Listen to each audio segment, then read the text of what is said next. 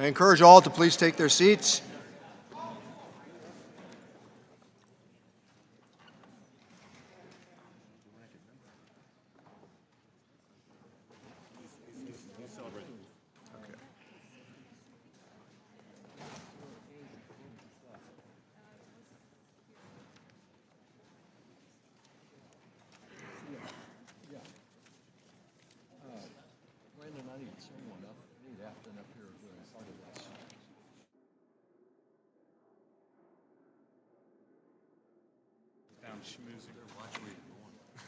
You know,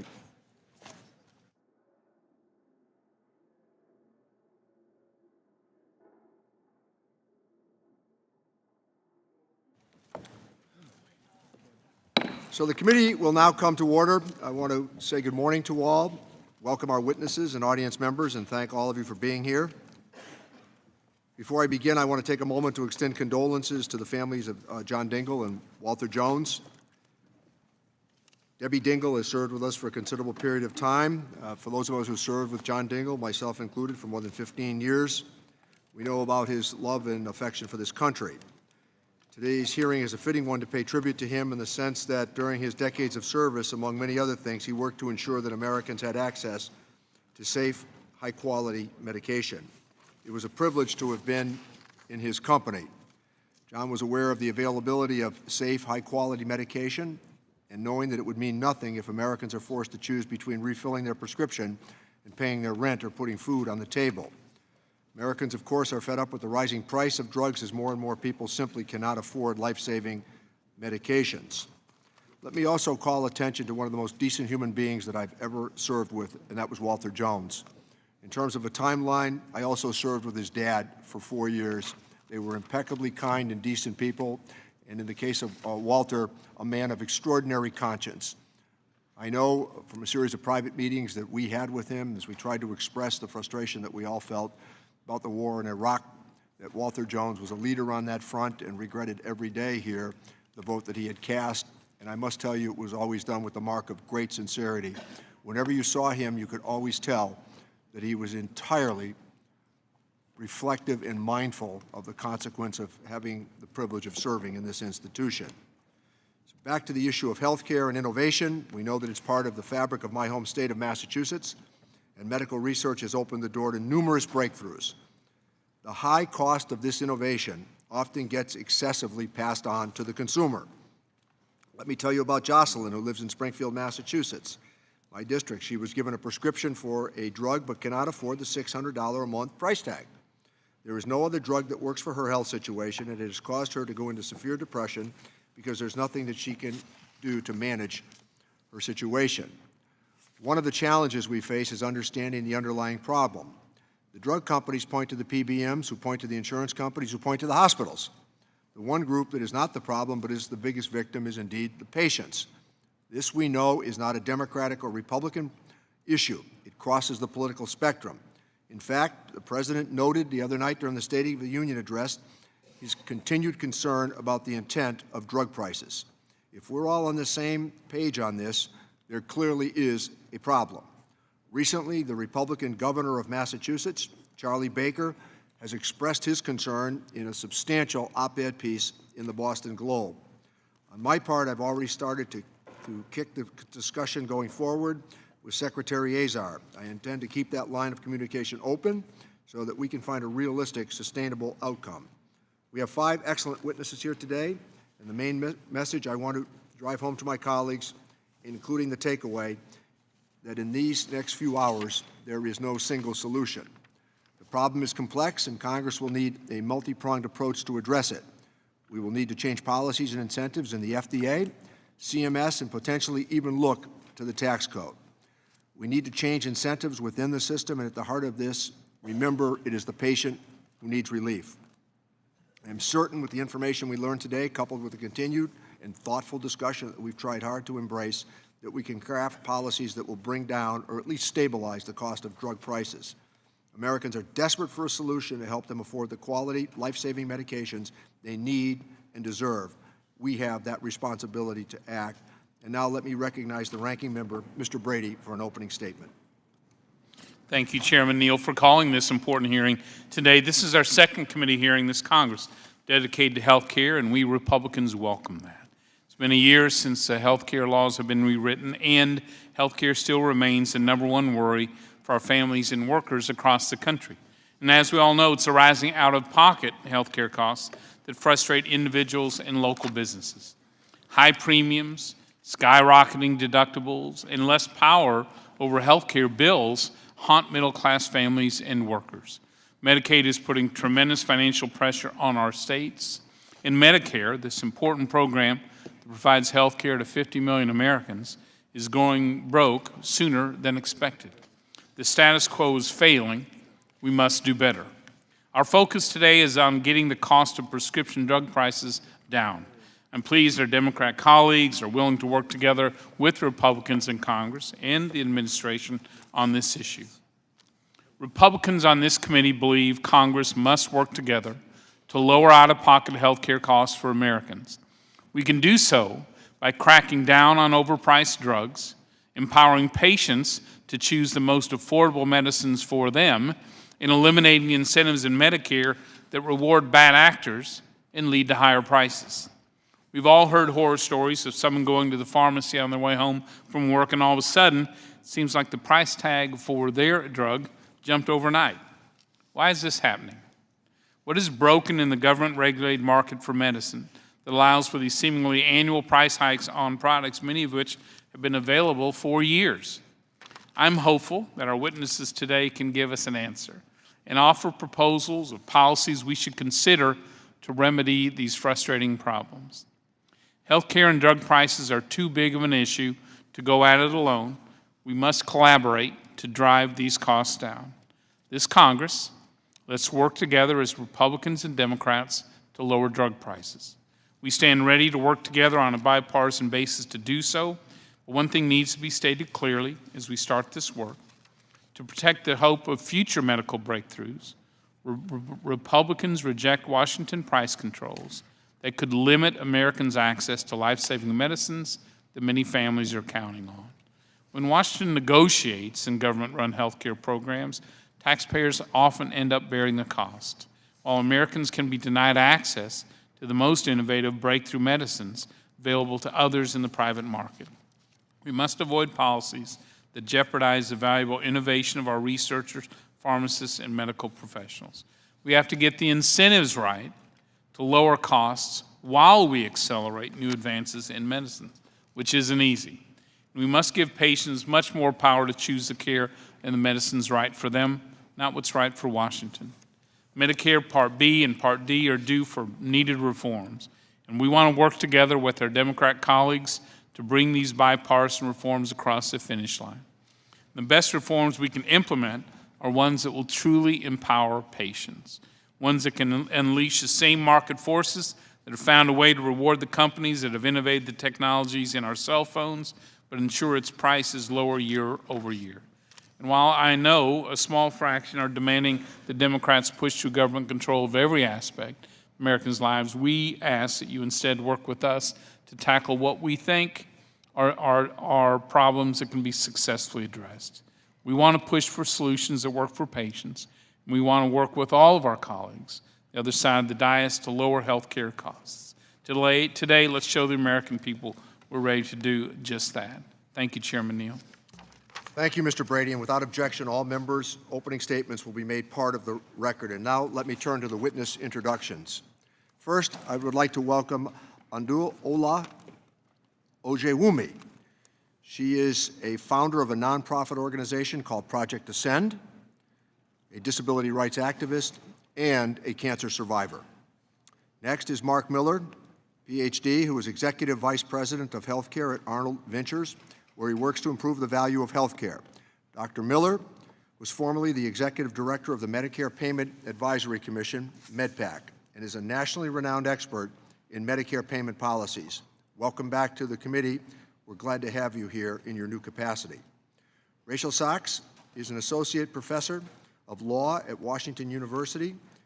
She is an expert on health policy and drug law with particular focus on the nexus of innovation and patient care.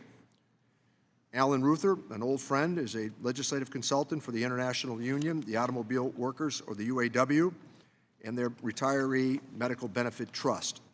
It provides health care benefits to 656,000 retired members of the UAW, including General Motors, Ford, and Chrysler. Welcome back to the committee, Mr. Ruther.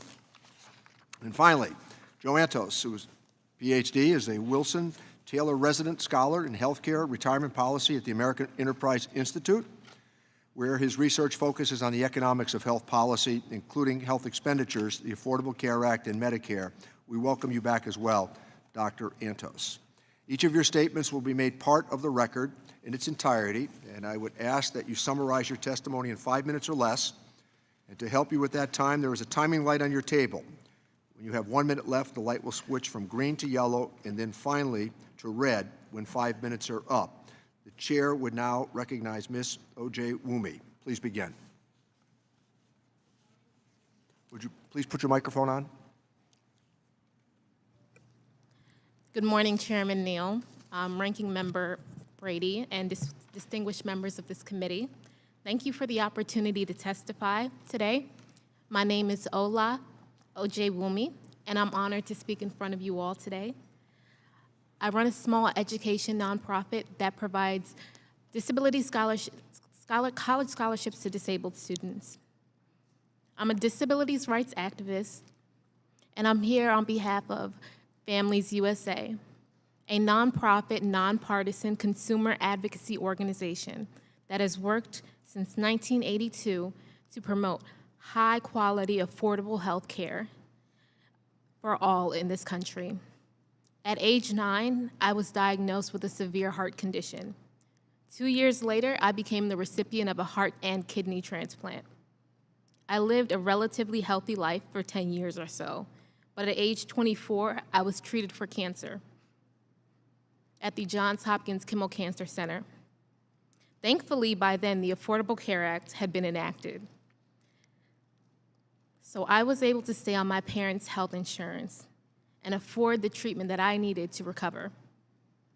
I'm 28 now and living cancer-free. Now, in the movies and on television, those that recover from organ transplants or cancer tend to bounce back quickly. They never have to receive treatment again. In reality, organ transplant patients have to take medication for the rest of their lives. In order to keep my transplanted heart pumping and my kidney functioning, I will be on immunosuppressive therapy for the rest of my life until the day that I die. Without insurance, that medication costs $2,000 for 30 days. The past few years have proven that affordable prescription medication is a thing of the past. You can see this for yourselves in the rise in the cost of insulin, EpiPens, and HIV drugs. I've been affected by this. Though it sounds like my list of medical problems couldn't get any longer, they've grown over the years. I have a unique muscular disorder, mitochondrial disease, that has made me a wheelchair user. And I also have a rare autoimmune disease that I treated with surgery less than 2 months ago. Right now, I have excellent health insurance through my employer, but the costs add up quickly, and insurance doesn't cover everything that I need. I take 22 pills a day, including an anti-rejection drug. In 2014, my health insurance refused to cover a supplemental compound to treat my muscular disease, which has put me in a wheelchair. Monthly, I'd pay $200 out of pocket, and that's with great health insurance. So for the past 4 years, I haven't taken the medication because my insurance has chosen not to cover it, and I can't afford it. Taken all together, I pay $3,000 a year in co-pays, and if I were to fill all of my prescriptions, I would be spending over $10,000 a year out of pocket. This isn't the only hurdle I've experienced to trying to get care. I've faced delays in approval for medical equipment, including a motorized wheelchair. It took 7 years for insurance companies to approve a new chair. My former copay 7 years ago was $50. This year it was $900. All of this is without excellent health insurance. The cost of my care has in part meant that I continue to live at home with my parents because it's simply just too expensive to afford to live on my own. The rise in costs of formerly affordable medical equipment and drugs is not coincidental or a result of the free market system. It's corporate greed bred from a lack of regulation of prescription drugs.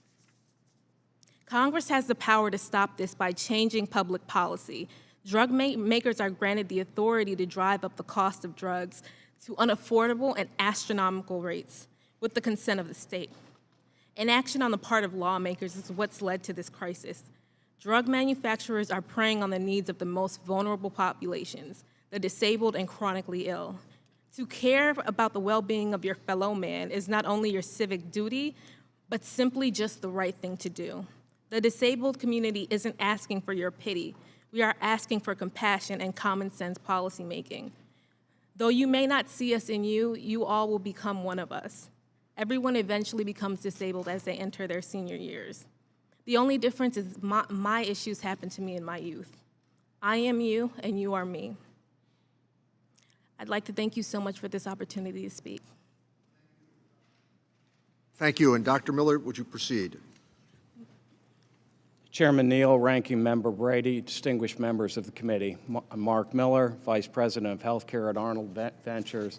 I appreciate you asking us here to testify today.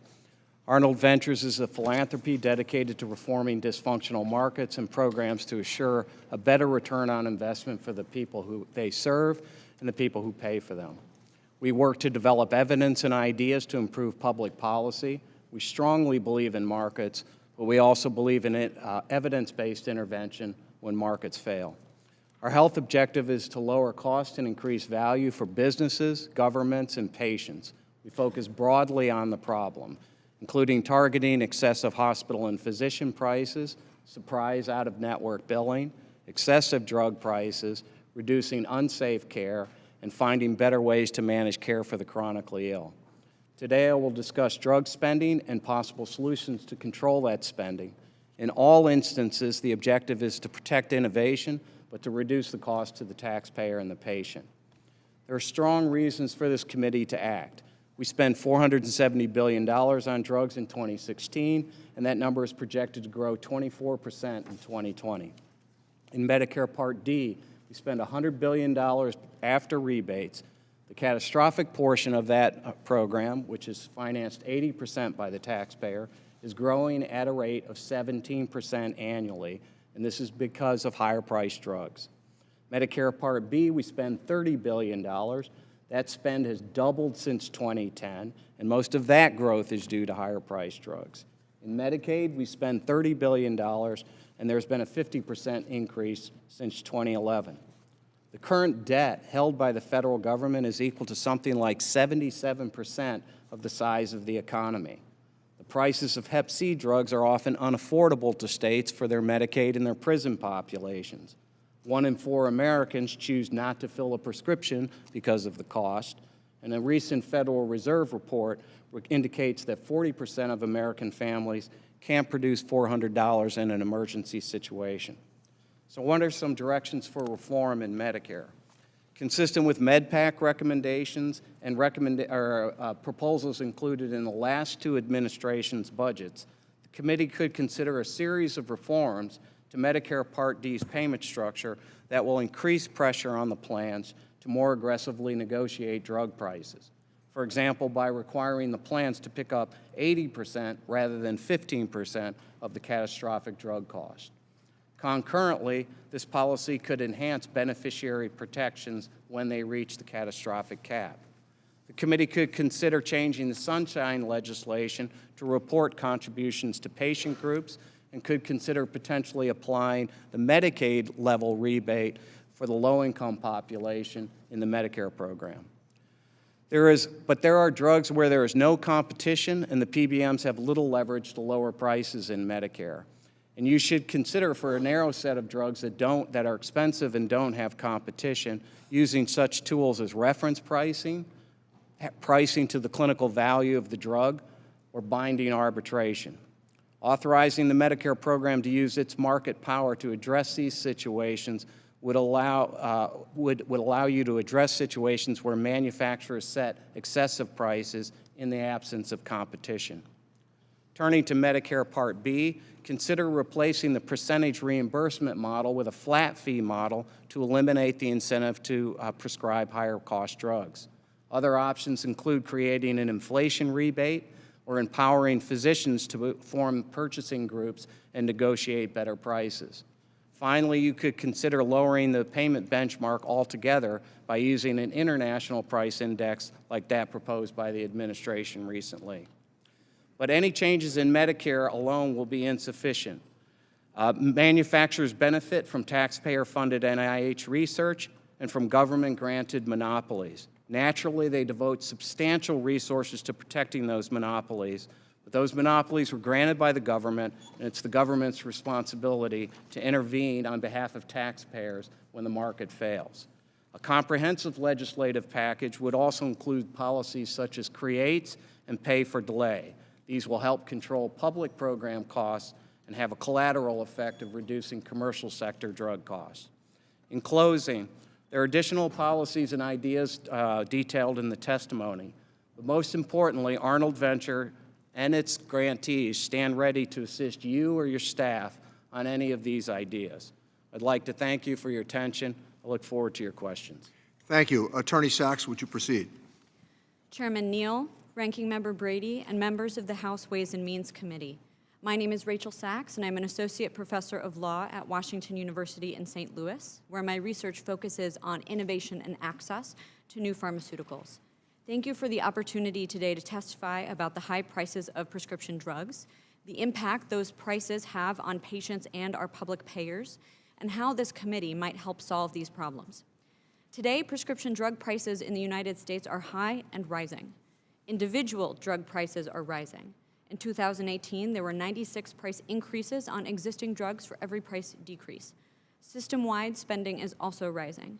Between 2007 and 2016, Part D spending rose from $46.2 billion to $99.5 billion. Part B spending rose from $15.4 billion in 2009 to $29.1 billion in 2016. In the long term, these trends are not sustainable for our public payers. But in the short term, these trends are intolerable for patients. As we've heard, about 1 in 4 people taking prescription drugs have difficulty affording their medication, and they may respond by rationing doses or delaying filling prescriptions. Patients have died as a result of these choices. This committee has an important role to play in responding to the problem of high drug prices, particularly in 3 key areas: lowering patients' out-of-pocket costs, fixing misaligned incentives, and reducing overall pharmaceutical spending. First, lowering patients' out-of-pocket costs will both relieve the financial pressures facing many patients and address the health consequences that come with those pressures. As the National Academies has recommended, Congress could limit patients' cost sharing for particular classes of drugs where adherence could reduce the cost of care. As MedPAC has proposed, Congress might eliminate Part D beneficiaries' cost sharing above a particular threshold, and Congress might cap Medicare beneficiaries' out-of-pocket spending on prescription drugs on a per-month basis, similar to what a recent bill proposed. These proposals would assist the millions of Medicare beneficiaries who have difficulty affording their medications. But reducing patients' out-of-pocket costs in isolation may increase burdens on other patients and on Medicare. Reforms to patients' out-of-pocket costs should be paired with other reforms which would lower prices more directly. Second, both Medicare Part B and Part D have misaligned incentives, which drive up both the cost of individual prescription drugs and overall spending. As the previous 2 administrations have proposed, Congress should reform Part B's ASP +6 reimbursement system, which financially rewards physicians for prescribing more expensive drugs. Congress might require pharmaceutical companies to reimburse Medicare Part B and Part D when the price of their drug rises faster than a specified threshold, perhaps through extending Medicaid's inflation-adjusted clawback or through a tax. As the National Academies has recommended, Congress could remove the tax deductibility of direct-to-consumer advertising of prescription drugs, and Congress could remove existing incentives for PBMs to place drugs with high list prices and large rebates in preferred placements on formularies. Third, particularly for specialty drugs in both Part B and Part D that have little or no competition, the committee ought to consider reforms that would strengthen Medicare's negotiating position or shift payments from higher cost systems to lower cost ones. Congress should give Part D the authority to negotiate directly prescription drug prices, coupled with the authority to enforce lower prices in those situations. 3 sets of policies the committee ought to consider are binding arbitration, value-based pricing, benchmarking reimbursement to the clinical value of the drug, and external reference pricing based on an external reference basket of prices in other countries. Congress should also give Part B the authority to negotiate for lower prices. And Congress might consider applying Medicaid payment rates for low-income subsidy beneficiaries rather than Part D rates. Congress has a critical role to play in solving the problem of high drug prices. This committee in particular can help lower patients' out-of-pocket costs, fix these misaligned incentives, and reduce pharmaceutical prices. There are additional proposals detailed in my testimony as well. Chairman Neal, Ranking Member Brady, members of the committee, I applaud your leadership in focusing on this very important issue, and I look forward to answering your questions. Thank you, Attorney Sachs. Mr. Ruther, would you proceed, please? Chairman Neal, Ranking Member Brady, members of the committee. My name is Alan Ruther. I'm the legislative consultant for the UAW Retiree Medical Benefits Trust. We appreciate the opportunity to testify today on the cost of rising prescription drug prices. The trust provides health care benefits for 656,000 retired UAW members along with their dependents. It is one of the largest non-governmental retiree health care plans in the United States. About 80% of our members are enrolled in Medicare. Nearly all of them are in a standalone employer group waiver Medicare Part D plan maintained by the trust. Last year, the total health care expenditures for the trust were $4.2 billion. Of that, $2 billion, almost half, were spent for prescription drugs. Like most health care plans, the trust's spending on prescription drugs has been increasing rapidly in recent years, rising almost 58% from 2013 to 2018. This reduces the resources available to address other health care priorities for our members. For this reason, we strongly urge this committee and Congress as a whole to take actions to restrain the skyrocketing costs of prescription drugs. I'd like to talk first about insulin prices. In recent years, the trust's single largest drug spend has been for insulin products. In 2018, we spent $235 million on insulin. Spending on insulin increased by 51% between 2013 and 2017. This was despite the fact that insulin usage declined by 4% during that period. The average price of insulin in the United States nearly tripled between 2002 and 2013. Between 2012 and 2016, the average price increased 15 to 17% per year. In stark contrast, European countries have been able to cap or even push down their prices for insulin. In the long term, the trust believes the solution to the problem posed by high insulin prices is to foster greater competition among the manufacturers. To do this, we urge Congress and the administration to speed up the process for approving biosimilar versions of insulin by prohibiting pay-for-delay agreements, reducing the exclusivity period for brand medications, ensuring that interchangeability determinations do not present an unreasonable barrier, and counteracting abuses of the drug patent system. We also believe it is important for Congress and the administration to take steps that will have a short-term impact on lowering the price of insulin.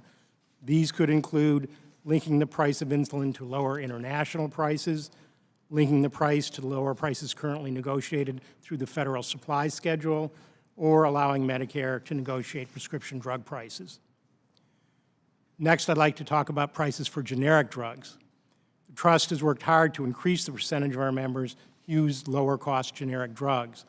But since 2015, we've experienced significant price increases for various generic medications. For example, the price of digoxin increased from $131 to $989. The price of tetracycline jumped from $31 to $450. A particular concern spending for high-priced generics has increased enormously, even though they have safe and effective generic competitors that are much less costly. We are also concerned about the enormous price differences that have arisen between generic capsules versus tablets, particularly with extended release tablets. We believe Congress and the administration could address these problems by cracking down on abusive actions by generic manufacturers that take advantage of short-term supply problems and moving proactively to ensure there are sufficient producers of generics. Lastly, I'd like to comment on prices for biologics and specialty drugs. Spending on these drugs represents a rapidly rising share of the Trust's total spending. In 2018, we spent $778 million on these medications, about 38% of our overall drug expenditures. Publications predict that spending on these drugs will increase to 50% of total plan costs by 2021.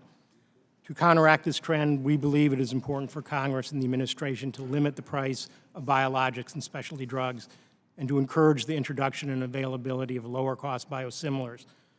The range of steps we outlined in our earlier discussion of insulin would all be important in this regard.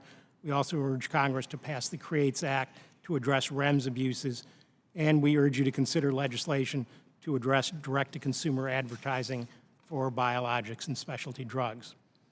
In our written testimony, we also comment on a number of steps Congress and the administration should take to help restrain prices for drugs under Part B as well as those under Part D. In conclusion, we appreciate the opportunity to testify on the subject of prescription drug prices. We believe the actions we have suggested would help to save money for individuals, health care plans, and for Medicare. Thank you. Thank you. The Chair would recognize Dr. Antos to proceed, please. Thank you, Chairman Neal, Ranking Member Brady, and distinguished members of the committee. Thank you for this opportunity to testify today. American consumers and policymakers are increasingly concerned about the high cost of prescription drugs. Reducing prescription drug cost is an important goal for policy, but it is not the only goal. We also need to promote future innovation that can bring us our next cure. We need to find solutions that slow overall health spending while improving value for patients. The root cause of high drug prices is the protection of intellectual property, which is a fundamental principle of a dynamic economy and crucial for the development of new and better therapies. Patents and marketing exclusivity rights for approved drugs provide strong incentives for pharmaceutical research and development, but they also create pricing power for the inventors of the new therapies. Congress has adopted policies to temper that market power and promote competition. Recent proposals seek to expand entry to the market by discouraging anti-competitive behavior. Expanding entry to the market promotes competition and can help slow price growth. The market for hepatitis C drugs demonstrates the effect of vigorous competition on prices. Sovaldi, the first cure for the disease, was introduced to the market in 2014 at a list price of $84,000 for the course of treatment. Subsequent introduction of competing products forced down prices. Mavret was introduced in 2017. It has a list price of $26,400. Now, that's not inexpensive, but the point is that the price dropped by 2/3 over a very short period of time as a result of competition.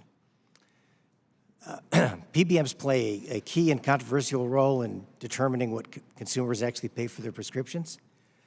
Manufacturers are willing to offer lower prices in the form of rebates to PBMs in exchange for favorable placement on the drug formulary. Consumers may pay a modest fixed dollar copayment for a preferred generic. A non-preferred brand drug could require coinsurance based on the percentage of list price without taking into account rebates or discounts. Consumers needing specialty drugs are likely to face substantial cost-sharing amounts. The administration recently proposed to remove the safe harbor protection for rebates that are paid to PBMs or health plans operating in Medicare Part D. Rebates would be allowed only if they are passed through as a discount to consumers. The Medicare actuary points out that although the intention is to relieve the cost burden on Medicare beneficiaries who use more prescription drugs, that would not be accomplished without imposing new costs on other beneficiaries and taxpayers. Other proposals would change current incentives that drive up costs in Medicare and put seniors at risk for unaffordable costs. Reforms for Part B drugs include converting the Part B add-on payment, which is now 6% of the average sales price, to a fixed fee. This straightforward change reduces the incentive to prescribe higher-priced drugs. One could also permit the flexibility to use tools such as step therapy to manage Part B drug costs, or and ultimately replace the buy and bill system with a system of private vendors to negotiate prices. Part D's benefit should be restructured so that the plans receive most of their federal payments through the prospective direct subsidy rather than reinsurance. That would reduce the incentive to negotiate higher rebates rather than lower list prices, and would help promote the use of lower cost alternatives on the formulary. Among several changes include reducing Medicare's individual reinsurance subsidy below 80%. MedPAC suggests moving it down to 20%, but certainly lowering that would, I think, make sense. Excluding manufacturers' discounts and the coverage gap from enrollees' true out-of-pocket spending, capping the amount that Part D enrollees spend out-of-pocket is a particularly important reform. This is still the only program, Medicare is still the only program that does not provide that protection to its beneficiaries. We could also allow Part D plans greater flexibility to manage protected drug classes. That could include removing certain drug classes from protected status, broader use of prior authorization and step therapy, or excluding specific drugs within protected classes. The pricing of pharmaceutical products is a difficult subject for public officials because society has an interest in both medical progress and affordable access to beneficial treatments. There's a growing concern that current policies do not strike the right balance between innovation and competition. Clearly, there are no easy and politically safe answers, but the system can be improved with sensible reforms. I look forward to your questions. Thank you. Thank you. We will now proceed under the 5-minute rule with questions for the witnesses, and I will begin by recognizing myself. All of our constituents are having difficulty affording drug prices, and we heard from Ms. Ojewumi today as she expressed her own personal courage about the challenges in affording drugs, even with good insurance. Mr. Ruther talked about his members in the rationing insulin challenge that they have, century-old drug that diabetics across the country need to survive. Oftentimes, constituents will say to us they have to decide between rent, food, or needed medicines to survive. So the question is a general one for the panelists. Do you think there's a silver bullet, one policy that will fix this problem for all Americans, or do you think there needs to be multiple approaches that will tackle different aspects of the challenge? And we will begin with the first witness and move along with the panel. In response to your question, I think increased regulation on drug pricing would assist, more specifically caps on price gouging of medications, and also in just looking at, in legislation, looking at disabled people as human. Oftentimes we are looked at as a liability and not actual human beings that can contribute to society. There needs to be an element of compassion in viewing disabled people as contributing members of society. I work for my health care. Essentially, I have private employer health care, and I deserve a right to life just as much as the next person. Thank you. Dr. Miller. I don't think that there's just one policy. I tried to say this in the 5 minutes. I think a comprehensive piece of legislation needs to look at patent and exclusivity abuses, things like creates and pay for delay. You need to restructure the risk in Part D and change some of the Part B payments, as almost every person has mentioned. And then for those very expensive drugs where you don't have competition, I think you need to start thinking about some additional tools, again, like many of the panelists mentioned. Thank you. Attorney Sachs. I agree. Drugs have high prices for many different reasons, and the system is highly complex. Any particular reform could have the effect of causing trouble elsewhere in the system or might benefit only a small number of patients. So a comprehensive package which gets at not only these drivers of the problem, but also injects competition back into the system should be considered by this committee, one that looks at different aspects as I've laid out in my testimony. Thank you. Mr. Ruther. I also agree. Just looking at insulin, in the long term, there's a range of things that are needed to help promote greater competition, like eliminating pay-for-delay agreements, patent abuses, et cetera. But those are necessarily going to take a long time to have an impact. And we think there's a need for more immediate actions to limit the sharply higher prices for insulin so they don't have the harmful impact on beneficiaries and healthcare plans. Dr. Antos?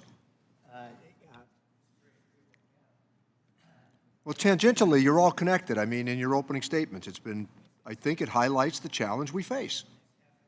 Would you please speak into turn your microphone on? Sorry.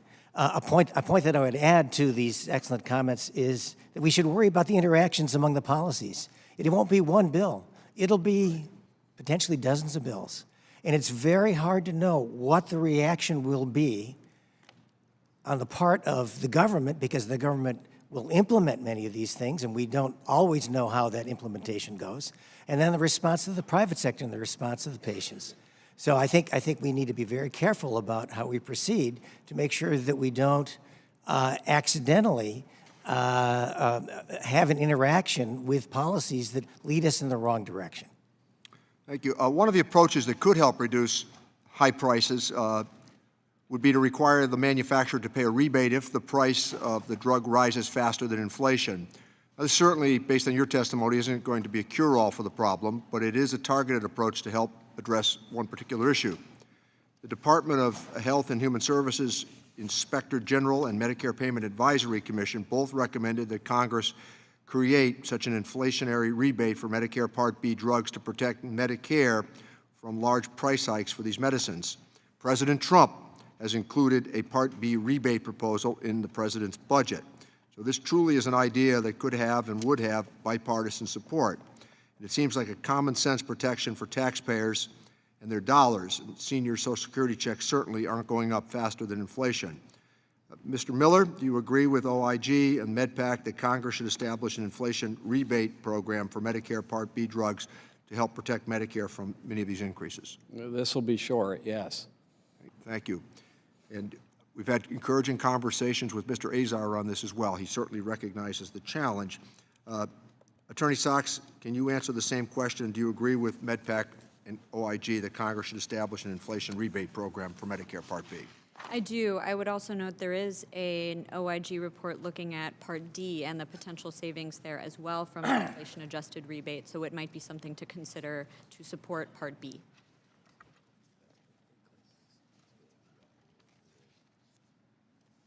With that, let me recognize the ranking member for the purpose of inquiry. Mr. Brady. Mr. Chairman, thank you for bringing these excellent witnesses to the table. In preparing for this hearing and working through our priorities, we think, as Republicans, Congress needs to work together to lower out-of-pocket health care costs, focusing on cracking down on overpriced drugs. Secondly, just giving patients far more power to choose the most affordable medicines for them, and eliminating the incentives in Medicare that reward bad actors and lead to high prices, as has been noted in the testimony. I confess I do about some proposals. For example, the proposal to provide direct negotiation by the federal government in Medicare drugs. What I worry is that the Congressional Budget Office has studied the issue and concluded there would be negligible effect on prices and spending unless the government created one government-controlled formulary that combines seniors to a closed list of medicines that would, by nature, exclude life-saving, innovative medicines that they are counting on, and then restrict how they receive those medicines. I don't think that's medically acceptable nor politically acceptable, and I think the solution for lowering out-of-pocket prices will be much more sophisticated than that. Yeah, I spent the evening reading Dr. Miller's presentation in the Senate earlier this year. Dr. Miller is an old friend of this committee from his years at MedPAC, and reading Dr. Antos's review of the legal, regulatory, and market environment for drug pricing, something that ought to be probably required reading for members of this committee. So let me start with you two. Your points are that this is complicated, that there are a number of incentives we get wrong in this process.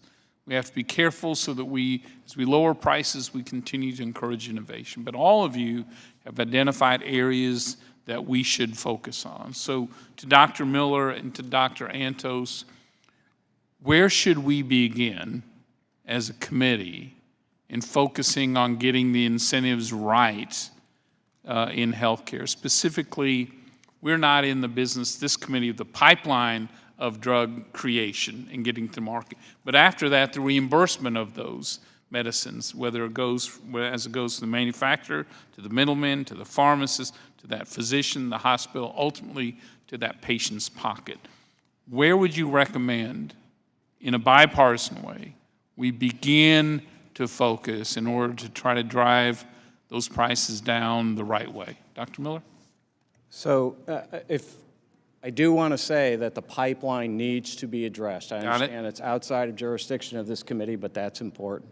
So I would have you focus first on getting the incentives of the purchasers in Part D, the PBMs, correct, by taking up that set of requirements that changes the risk structure for them and pushes them to negotiate better prices. There was a set of statements made throughout the panel with respect to Part B. I would direct your attention to all of those. And you could, in fact, create, as Joe is saying, if you wanted to move in that direction, more opportunity for physicians to organize and try and negotiate, or a vendor try and negotiate. Lower prices. You could do that. So that's D and B, and I know it's very fast given the time that we have. But you would begin I would begin with those two. The more difficult thing, and I know this creates tension within the committee, is that I still think there will be drugs where you don't have negotiating power. The program, the providers, the PBMs, no one. And so you need to think about different tools there, and maybe you can narrowly focus it on those drugs that don't have competition and not do it in a widespread way. No, thank you. Dr. Antos? So I largely agree with Mark's statement. I think, to me, the question is, how do you deal with those one-off drugs that don't have any competition? There's not a clear answer to that. However, I think the bigger problem remains the basic structure of Part D. The Part D program is in total is the biggest purchaser of drugs in the country. And so there's a lot of leverage there. The reason why Congress went with individual private plans was precisely because individual private plans, as long as you have choices for beneficiaries, individual plans can exclude a drug from a formulary, and that gives leverage. Right. Yes, sir. Thank you, sir. Thank you, Mr. Chairman. Thank you, Mr. Brady. The chair would recognize Mr. Doggett to inquire. Thank you, Mr. Chairman. Just over 15 years ago, the Medicare Part D prescription drug program was forced through this House in the middle of the night after hours of threats and arm twisting. Pharmaceutical manufacturers poured millions into lobbying the Congress to manipulate an important benefit for seniors for themselves instead.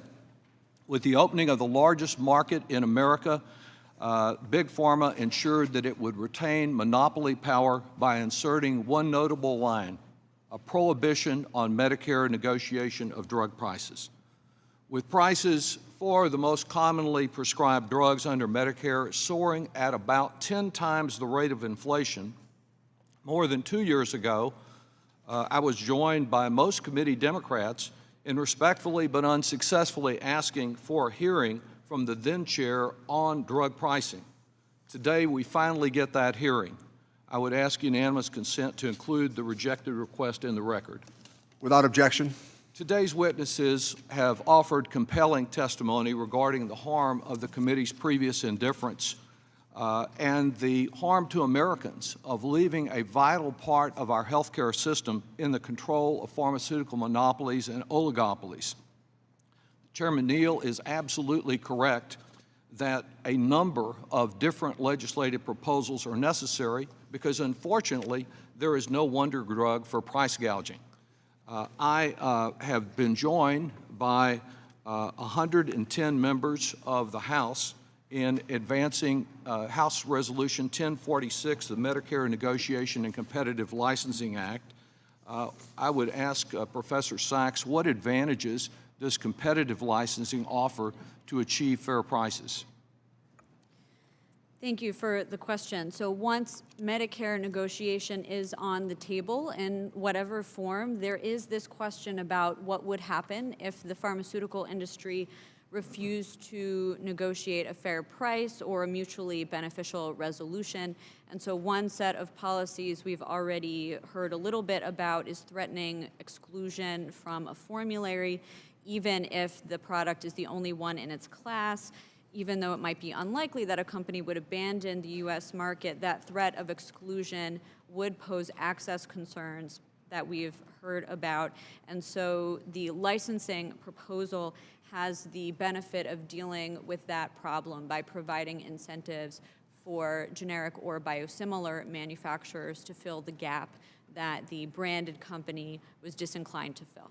So one advantage of it is that you don't have the argument that we just heard in prior questioning that we're going to deny life-saving drugs to some seniors on Medicare.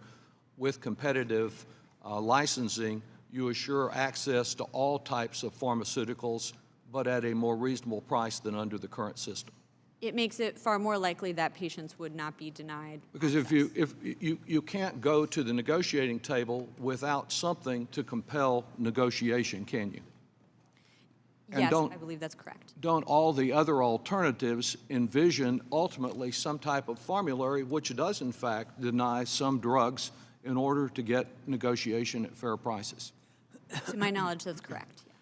One of the alternatives that you mentioned and that Dr. Miller mentions is to use compulsory arbitration as an alternative way of achieving fairer prices for some drugs. What limitations does that approach have? Well, as with any complicated procedure, there are a number of details to be worked out, and the procedure is often closely related to the substantive outcome that's achieved. So it would be, I'll mention two just in the interest of time. One would be how would the government's offer be set in the first instance? What instructions would be given to the arbiter in terms of enabling them to choose between the different offers that were provided? And then what's the enforcement mechanism? As we've discussed, what's the incentive to arbitrate in the first instance, or what would happen if the pharmaceutical company chose not to accept the price that the arbiter set? That puts us back into the discussion we've just had about threatened exclusion versus licensing. Is there also the possibility of simply shifting responsibility from Medicare or from the Secretary to an unknown arbiter for the final decision? The choice of the arbiter would be a topic that this committee would want to consider carefully. Yes. Thank you so much, and to all our witnesses. I thank the gentleman. With that, the gentleman from California, Mr. Nunez, is Thank you. recognized to Thank you, inquire. Mr. Chairman. I want to pick up where Mr. Brady left off, Dr. Antos, and you were just getting into Medicare Part D and some of the successes, possible challenges as it relates to maybe some of the more expensive drugs, new drugs that are in the pipeline, and can you walk us through how Medicare Part D is successful in dealing with some of the more generic type drugs and the choice that patients have there versus some of the new drugs in the pipeline? I think it would be good to shine a little light on how we can build on the process that's already created, and maybe ways that we can make it better. So I would argue that it's the basic structure of the Part D program that has caused considerable success in spite of the fact that there are obviously some defects in the structure. But the basic idea of having competing, independent, private health plans or Part D plans that give consumers a choice of plans is a critical element here. You're not consigned to one formulary. You're not consigned to one set of options. And you can also choose to select a more expensive plan and pay a higher premium. This is, I think, very consumer friendly. It doesn't solve all of the problems. Clearly, one of the great failings has to do with the payments made, the so-called reinsurance payments made above the catastrophic zone.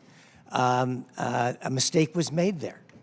We did not protect beneficiaries from potentially unlimited costs on the one hand, and on the other hand, we have the taxpayer picking up 80% of the cost. That doesn't make sense to me. There needs to be some reduction there so that the drug plans and the pharmaceutical companies have a stake in lowering their list prices and negotiating bottom line prices rather than increasing list prices and negotiating for higher rebates. One other point that I should make, and that is that if we can fix that problem, that will have an effect across the entire health industry, across everyone who uses drugs. Because, of course, when drug companies negotiate higher rebates and get higher list prices as part of that negotiation, that is not confined just to Medicare. That spreads through the entire health sector. So I think Medicare, being the pivotal purchaser in this case, really has a responsibility to solve that problem. So what about the new drug? The new drug that's in the pipeline that needs billions of dollars of research put into it. Clearly this is one of the challenges that many Americans face all the time. They've got some rare disease or there's a new drug that's on the market and it costs thousands and thousands of dollars a month. So in terms of, is there a mechanism that we can learn by with Medicare Part D on how to treat those new drugs? Well, I think there's kind of a negative lesson, which is that if we were to go to a price-setting mechanism, there's always the question, what is the right price? Nobody knows the answer to that question, other than it has to be lower. And if we go to a price-setting mechanism, then we are confounded by the problem that we are going to discourage the pipeline of new products down the road. So we may not see it right away, but we will see but we will experience, we may not recognize it, we will experience a negative effect down the road because we have discouraged innovation. I mean, this really is the challenge that we're faced with here, right? It's trying to have the government or some government, quasi-government agency negotiate these prices down so that people aren't getting gouged. Where there's plenty of examples that make no sense with EpiPens and insulin that make no sense. And if the government come in, or if we give power to the executive branch to go in and start to do this, I think the challenge that you're left with is what drug company is going to be making investments here in the U.S. into putting new products in the pipeline. And that's, I think, the crux of that both you and Dr. Miller discussed here today. So with that, I want to thank you all for your testimony today, and I yield back, Mr. Chairman. I thank the gentleman, and I'd like to recognize the gentleman from California, Mr. Thompson, to inquire. Thank you, Mr. Chairman. Thank you to all the witnesses who came today and for your outstanding testimony. Ms. O.J. Wumi, I want to thank you in particular. It takes a lot of courage to talk about your individual issues and the impact that it has on your life. And I think everybody on this dais has heard from someone, probably more than one person in our district, similar stories about the challenges that they face. I know I've just received a letter this week from a constituent in Santa Rosa, Suzanne, who said she has ulcerative colitis, and the drug that she has to take for that, I think it's pronounced dipentum, is outrageously expensive. She pays $1,000 a month for that drug, and there's no generic alternatives to that. She's boxed in. That's all that she can take. And in my home state of California, 1 in 4 Californians pay at least $1,000 a year out-of-pocket cost for the drugs that they have to take. And clearly, there's something that has to be done in regard to this terrible burden that are placed on so many families in all of our district. We've heard a lot about different ways to bring about competition to try and lower this.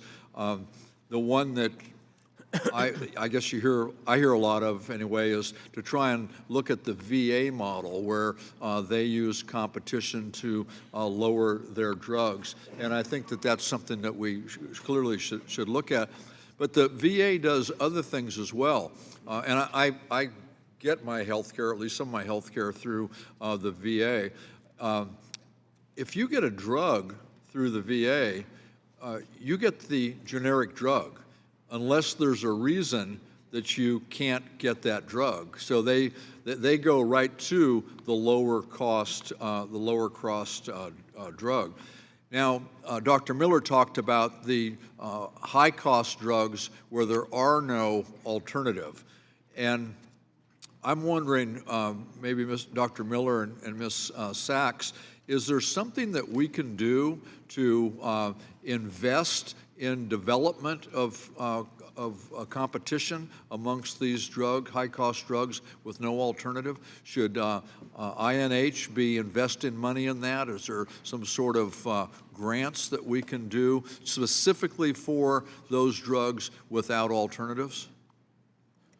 I think, and we're investing some money in this question right now to look at different ways to support innovation, whether it's through NIH, whether it's through different kinds of tax credits, or whether it's through prize money or those types of things. I think those probably you have some targeted opportunities, but I don't think you want to lose entirely the notion that a manufacturer has some incentive to develop an innovation. So I think you'd have to think about it in a targeted way. But I do want to add one other thing to this. In the discussion back and forth with high-priced drugs, there was the assumption that drugs had to be taken off of the formulary in order to have a negotiation position. That is true. That's generally how it works. But I think Medicare is, given the fact that you have 60 million beneficiaries, you could also say to the manufacturer to sell any drug in Medicare, you could have a posture in which you negotiate and say that is how the strength is brought to the table. And Medicare's position could be, we cover it all, we just want to set a price. And one point I want to make in that is that we do that in Part B. And in Part B, there's no lack of innovation in cancer drugs or rheumatoid arthritis drugs, where a lot of drugs roll through Part B. Sorry, took your time. So I agree, and just to add in a little bit in response, in terms of trying to encourage competition in some of these products, we've seen that in a class like insulin, where there are multiple manufacturers, even that might not be enough to actually drive prices down.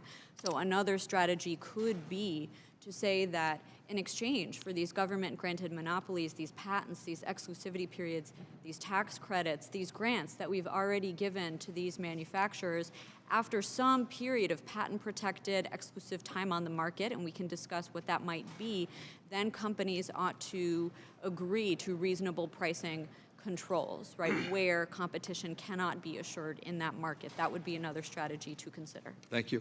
California just passed a law that requires a 60-day notice if there's a 16% increase in drug costs or more. Does that sort of transparency help? I'll let the witness finish. Transparency is often helpful, but it doesn't help in terms of lowering prices in general. In this case. I thank the gentleman, and let me recognize the gentleman from Florida to inquire, Mr. Buchanan. Thank you, Mr. Chairman Neal and Ranking Member Brady. I'm very excited about the possibility of working together. We need bipartisan solutions, I can tell you. In my district, people want results. They want us to work together and find a way to bend the curve on cost. So the bipartisanship is a big thing. I was just sitting here thinking about this. I wanted to get some of your opinions.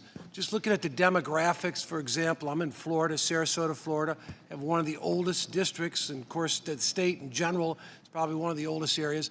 But the observations I've seen there, when you look at the baby boomers, the demographics, for example, we have an assisted living facility the Lutherans run. They're out of Minnesota. They set this up many years ago in Venice, Florida, just south of us, and I had a chance to tour it. The gentleman, the general manager running it, been there for 20 years.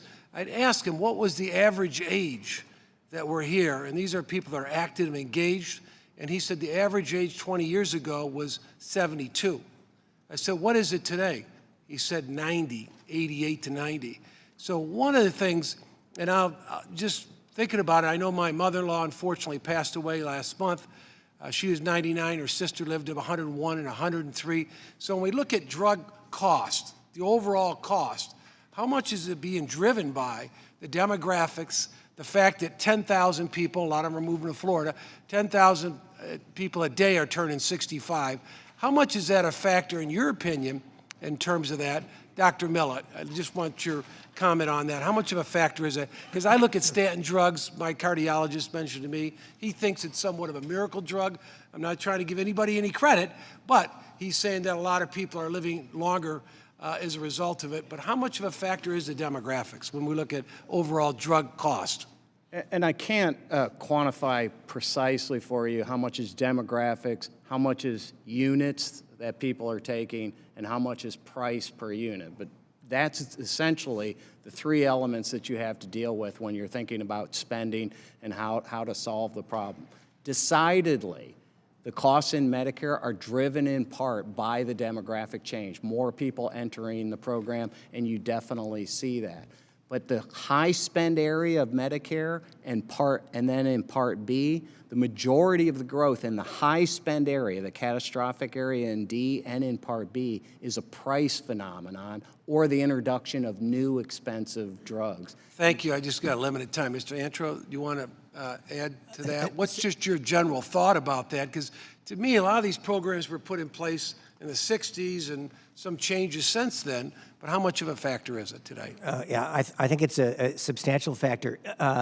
One of the issues here is that people are not dying cheaply and early. They're in fact not only making it to 65, they're making it to 90. And so now the conditions that people have tend to be chronic conditions rather than acute conditions. We've had a miracle in medicine. Heart disease has largely been cured, or at least largely Let me ask you resolved. another question because my time's up. Yeah. But let me just say, what are the things that we could focus on a bipartisan basis that could make a big difference in terms of bringing down cost? Or let me throw out to the idea of generic drugs. I see where you get more competition, it brings down the overall cost in these generic drugs. And we need more players, it seems, in that space. We'll be able to move quicker to the generic status. What could we do more in that space? Well, I think to some extent this has to do with intellectual property protections. We see instances where some drugs seem to retain patent protection or marketing exclusivity for a very, very long time. So I think that's an issue that needs to be looked But at. it seems like that's an area we can move quicker through that process to get to the generic status so we can get the cheaper drugs and then get more competition in that space and bring down cost in general. I agree, and FDA has obviously been working on trying to streamline the drug approval process while maintaining safety and effectiveness standards. Thank you. I yield back. I just wanted to say we very much agree that having more generic producers would be important and would help combat the spike that we're seeing in the price of generic drugs. So that is an important area. Let me recognize the gentleman from Connecticut, Mr. Larson, to inquire. Thank you, Mr. Chairman. Ranking Member Brady, I do think, as Mr. Buchanan said, there's an awful lot of opportunity here for us to work again as a committee to come up with a solution, given the President's positions that he has taken, especially as it relates to prescription drugs, and also some of the long-standing concerns that this committee has had. Let me ask and follow up on some of the line of questioning that Mr. Thompson had before, and it seems to me that this always boils down to, well, if we just let Medicare negotiate directly prescription drugs with all the various pharmaceutical entities, then we ought to be able to lower that cost. And I believe, Mr. Miller and Ms. Sachs, you were getting at that. Is that your general opinion, or is it more complicated than that? Or I mean, I don't think it's a simple path to go down, but creating Part D originally also was a fairly complex undertaking, and we managed to do that. I mean, I think what I'm trying to say is that you might focus on a narrow set of drugs where you don't have leverage and try and either move down a negotiation road or a reference pricing road for those types of drugs. As Rachel began to lay out, there are some complications in either road, but I think they're potentially surmountable. So given that there are those complications, and I think you were saying also that we could add into that some kind of incentive, whether it be lengthening of patent or whatever, is that what you had in mind, or how would you look at strengthening the Part D process to lower prescription drug costs? Well, I was considering a more certain period of exclusivity. We've heard a little bit about strategies companies use to extend patent protection. I was referring to the idea that we might have a defined period beyond which pricing would be moderated for our public payers. But I agree that this trade-off between how to guarantee exclusive rights up front and then how to lower prices for payers are important. And I agree that negotiation is complex, and yet I proposed it as part of my testimony because I do think it's a necessary element for some of these products and would be particularly effective for these ones with no competition. We've heard a lot today already about the importance of market forces, but there are few, if any, other markets where we both provide government-granted monopolies, exclusivity periods, grants, tax credits, and then guarantee reimbursement on the back end through the public. And the combination of those factors causes some of the difficulties. And could you change that all within Part D successfully, do you think, or how would you go about that? I would love to see this Congress make bold steps towards both lowering prices and trying to promote innovation. If I could just add to that, I mean, I think she's done this, laid this out. Either you have to go at the front end of the pipeline and limit how long a patent and exclusivity period lasts so that competitors can enter, or you have to go after it in this conversation, you're saying Medicare. That if you don't do that, then you have to go back at it through the Medicare price options that we're talking about, or ideally some combination of the two. But that is how you're going to get at the problem. I agree. Government-granted monopolies are critical for the expensive, lengthy process that these companies must go through to bring products to market. But we have heard, I think, agreement about some of the games that companies can play to extend those monopoly periods. So I think that would be a particularly fruitful locus of bipartisan compromise. I yield to my colleague who wanted to have a follow-up as well. Thank you very much. Professor Sachs, both you and Dr. Miller have made a compelling argument that fair prices are not inconsistent with innovation and finding new cures. And to the point you were just raising, I note from your testimony, the average price for a month's supply of the best-selling drug in the world, Humira, for rheumatoid arthritis, is currently, and I want to get the numbers correct, $2,669 in the United States, $1,362 in the United Kingdom, and $822 in Switzerland. And you point out that while this drug was approved in the United States in 2002, that it will not face any generic competition until 2023. Is that right? 21 years without competition. Yes, due to intellectual property settlements between the branded company and biosimilar applicants. Thank you. Recognize the gentleman from Nebraska, Mr. Smith, to inquire. Thank you, Mr. Chairman. Thank you to our witnesses. I think the topic of our hearing today is very timely.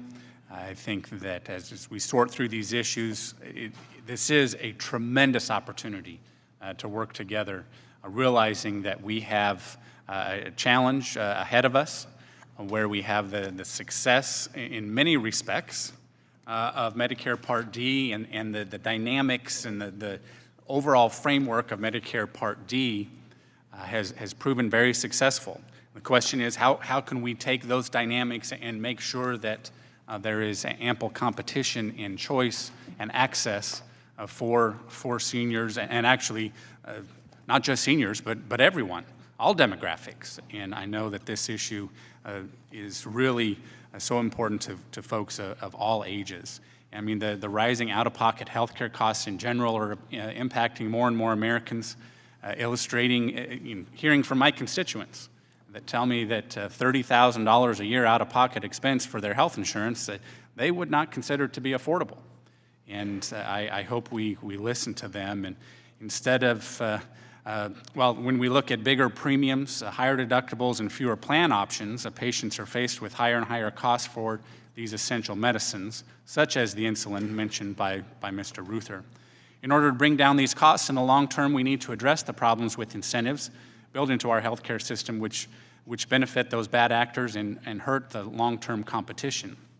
It's necessary for both sides to come together to find consensus solutions, as I mentioned earlier, which adjust these incentives to bring new solutions to the market faster and increase healthy competition. As Mr. Ruther expressed, the long-term solution for the present high cost of insulin is to foster greater competition among the manufacturers of insulin. In contrast, Medicare for All plans would increase, not decrease, government manipulation and spending on the healthcare system, while failing to address these underlying factors. Now, take, for example, Medicare Part D. As I mentioned earlier, a widely popular program which has performed actually better than its originally projected costs because the private insurers compete against one another to offer a variety of competitive plans. Increasing government involvement in the program by repealing Medicare Part D non-interference would simply be an exercise in price setting rather than negotiation. In fact, the CBO has said in the past that allowing the health secretary to supposedly negotiate drug prices in Medicare would only save money to the extent that the Medicare program is willing to limit seniors' access to certain drugs. We've touched a little bit on that here this morning. Mr. Antos, can you further elaborate and explain why the CBO would have come to this conclusion and what the broader effects a repeal of non-interference would have on the pharmaceutical market and consumer access? Yeah, yes. I think it's a fundamental view of virtually every economist that unless you're willing to walk away from a product, you're not going to be able to get a much better price. Medicare is not in that position.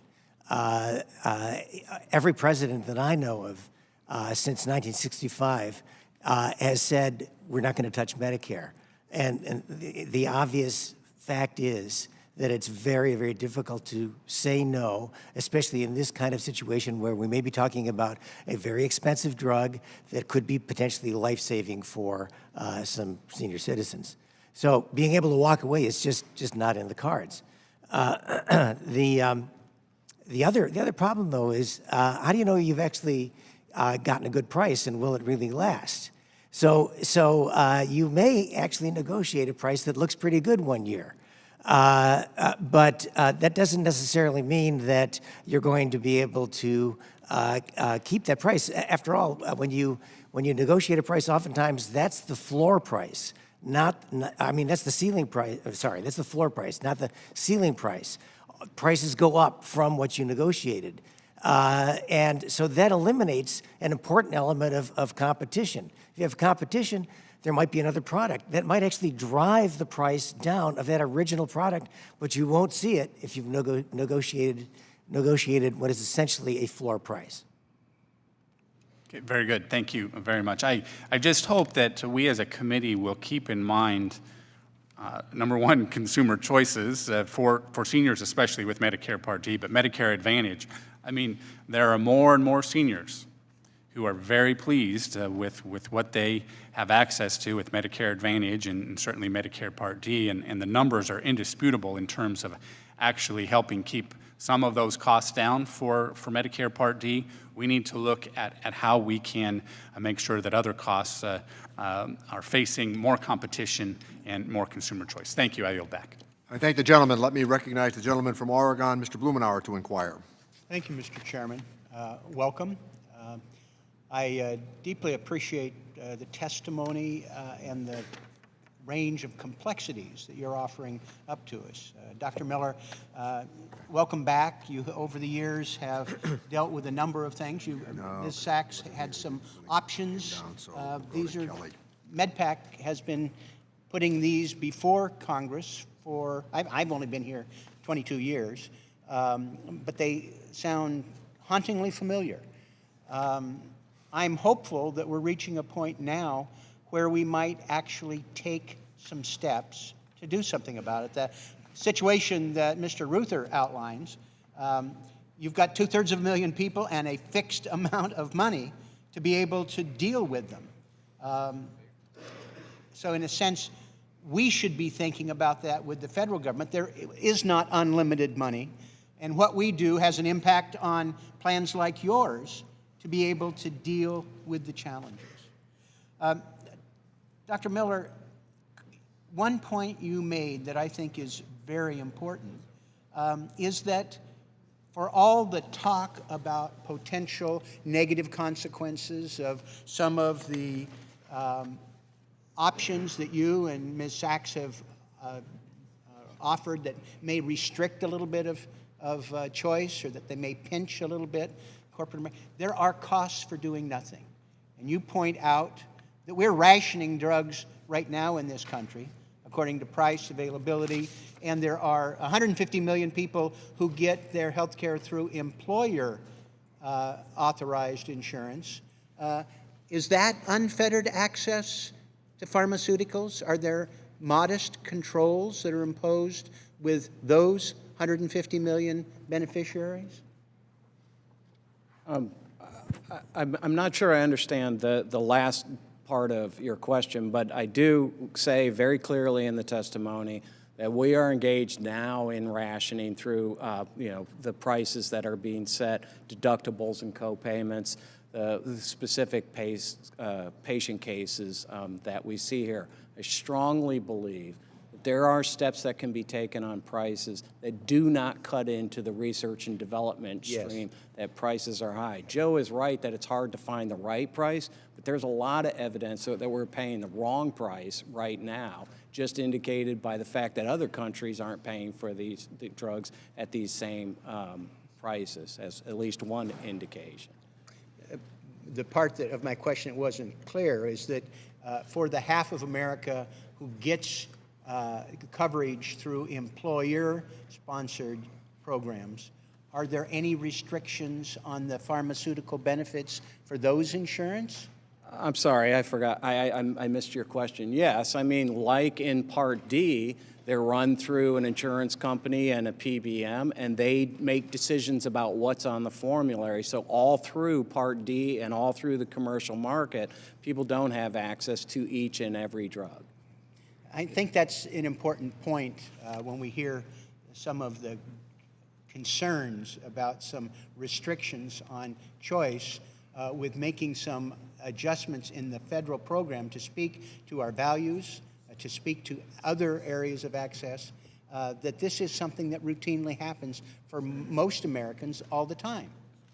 The worst is rationing by price where they can't afford it, but there are nonetheless responses that are being made in corporate America with those programs all the time. Mr. Ruther, I really appreciated the example that you laid out in terms of the situation with insulin. And I'm wondering if that might be an area that we really ought to hone in on, because it's such a pervasive problem. The alignment here of what we're paying for, the fact that this is not a new modern wonder drug that requires expensive investment by pharmaceutical industries. We've had it forever. Would this be a worthy source, do you think, for us to drill down, to try and understand the complexities of this problem? We would strongly encourage the committee to consider solutions directed specifically at insulin. Our plan is not unique. Spending on insulin is skyrocketed generally for private health care plans, Part D, and employer community. And there's a huge number of people who are really negatively impacted by this. We've seen the horror stories in the press recently. And whatever you do more generally, we think targeted solutions at insulin would be important. Thank you, Mr. Chairman. I hope that this might be an area that we might be able to unwind some of this to look at potential solutions that affect so many people so dramatically.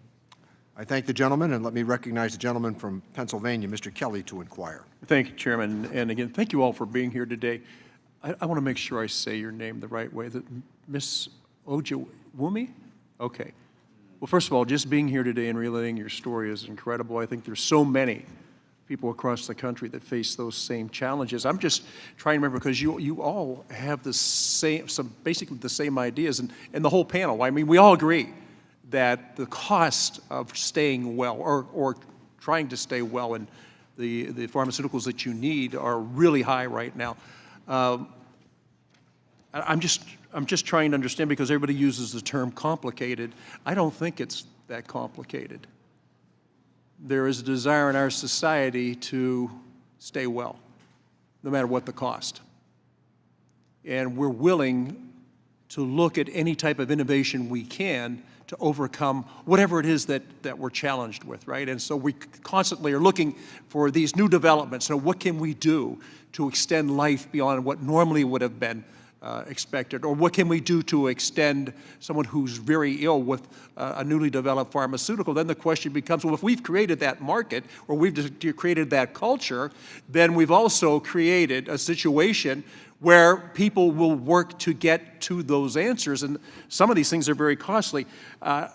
Antos, I said, I thought it was fascinating. So what is the best price? What is the best price? And how do we understand that? I hear these things about discounts. Well, there'll be discounts of 30, 40, 50, 60%. And also, it reminds me so much of the Sunday paper looking at jewelers who say, take 40% off our already 50% off. And I say to myself, what the hell did that cost that you can give that kind of a discount? So walk me through this. What is the best price, and how would we know what the best price is? Well, I don't know that we would know, but you're raising an important point, which is that the way we finance all of healthcare, not just drugs, has this effect of insulating people and concealing what the price actually is. It's true for drugs, it's true for hospital services, frankly, it's true for physician services, because the relevant price for most people is the price they pay out of pocket. Now, I happen to know that I pay $20 when I go to the doctor, but that's about all I know. And I'm supposed to be an expert about this. So imagine how everybody else is. That's the same issue. People do not have the right kind of price transparency. So telling people what the list price is not relevant to most people because they have insurance. What matters to them is what is going to come out of my pocket at that moment. And that could vary depending on whether I've satisfied my deductible or not. So it's a very, very complicated situation. There is no best price. There is only feeling your way, I would say. And we need to change some of the institutional arrangements, especially in the Medicare program, that have fostered this acceleration of list price and rebates. I think that interaction has contributed greatly to what most people see as rising prices. To a degree, the efforts that we've tried to make through legislation have we created this incredible, complicated market that's out there. I just wonder, sometimes we think, well, government's the answer to almost every trouble we have, every problem we have. And I said, no, I think government is the problem why we have some of these things. There was a comment made about other countries don't pay the wrong price. What does that mean when it comes to some of the pharmaceuticals? No, there's a couple things I want to say about the right price. In a negotiation, whether you're talking about drugs or anything else, you come to an agreement between two parties. I mean, is that the right price, or is that the price that those two parties agree to pay? And so in a negotiation, you're reaching to find a right price, and that allows both parties to participate in it. There are also other ways to think about the price. There are methodologies that look at the clinical value of the drug, how much it extends a patient's life. You could look at methodologies that say this drug at this price does in fact make this a valuable investment. At a different price it wouldn't. There are ways to track to the price where it is not just a complete free-for-all in trying to find a reasonable price. Okay, well, I'm running out of time, but Mr. Antos, if you can get back to me later, I got to tell you, we're all incredibly invested in this, we have to make sure that people can afford these and we can get to some point. But it does seem like a mountain that's so high right now. It's very difficult. I would point out that there are more than two people involved here. There's the patient. I mean, part of the problem is the nature of insurance. That's my point. Right. Yeah. Okay. Thank you so much. Chairman, thank you so much. Thank you all for being here. Ms. Ojwame, we'd be praying for you every day because I think you are incredibly brave. Thank the gentleman. Thank you so much. With that, let me recognize the gentlelady from California, Ms. Sanchez, to inquire. Thank you, Mr. Chairman, and I want to thank all of our witnesses for joining us for what I hope will be one of many hearings on the rising cost of prescription drugs. It's impossible to ignore the fact that millions of Americans find that their medications are increasingly unaffordable, and many consider it a national crisis. In fact, I think it's about 80% of Americans think that the cost of prescription drugs is unreasonable, and that's, whether that's medication that they've been taking that has been on the market for decades and continues to increase, or the incredibly high list entry price for new drugs. A lot of people feel like they're being priced out, and that means that a lot of people's lives are being put at risk. People believe in the Medicare system. Medicare, like Social Security, was supposed to be there for seniors in their time of retirement. It's a system that they pay into over the lifetime of their working careers, and they believe that it will afford them with some dignity in their retirement and a little bit of security, and that security of being able to access affordable health care. But what the rising cost of prescription drugs shows us is that people are being priced out. And I have one example from a woman in my district in Whittier, Alice. She shared her story with us. She said that last year I went into the donut hole in June and couldn't afford my insulin. So I had to go between my primary doctor and my diabetes doctor, basically begging for samples. I was humiliated. Now, nobody who needs life-saving medication should have to go from place to place begging somebody for samples so that they can continue to take their medicine. That is a medication that's been on the market for nearly a century, and yet it's tripled in price just since 2002. Alice, this woman in my district, is just one of 44% of Americans who worry about whether or not they're going to be able to afford their medication, and then are faced with these impossible choices between buying their life-saving medicines or paying for other basic necessities such as food or rent. I want to begin my questions by asking Ms. Sachs, why have we seen prescription drug prices increase faster than inflation?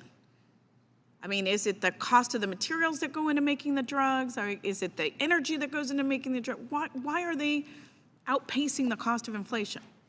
It is really the combination of these exclusivity rights and monopolies that we give companies on the front end and our choices on the back end to pay for all of these drugs that are produced by these companies. As we've already heard, you can't obtain a good deal if you're not willing to walk away from the table when these list prices are increased over time. So there are absolutely misaligned incentives, as we've discussed within the system, for PBMs to strike these deals where a product with a very high list price but maybe a lower, but a large rebate would be placed in a preferred situation on a formulary, and yet the patient, as you were mentioning, would be exposed to a very high out-of-pocket cost, particularly in the deductible phase or in the donut hole phase. So there are situations where there are other actors who are really contributing to some of these problems, but pharmaceutical companies are able to set high list prices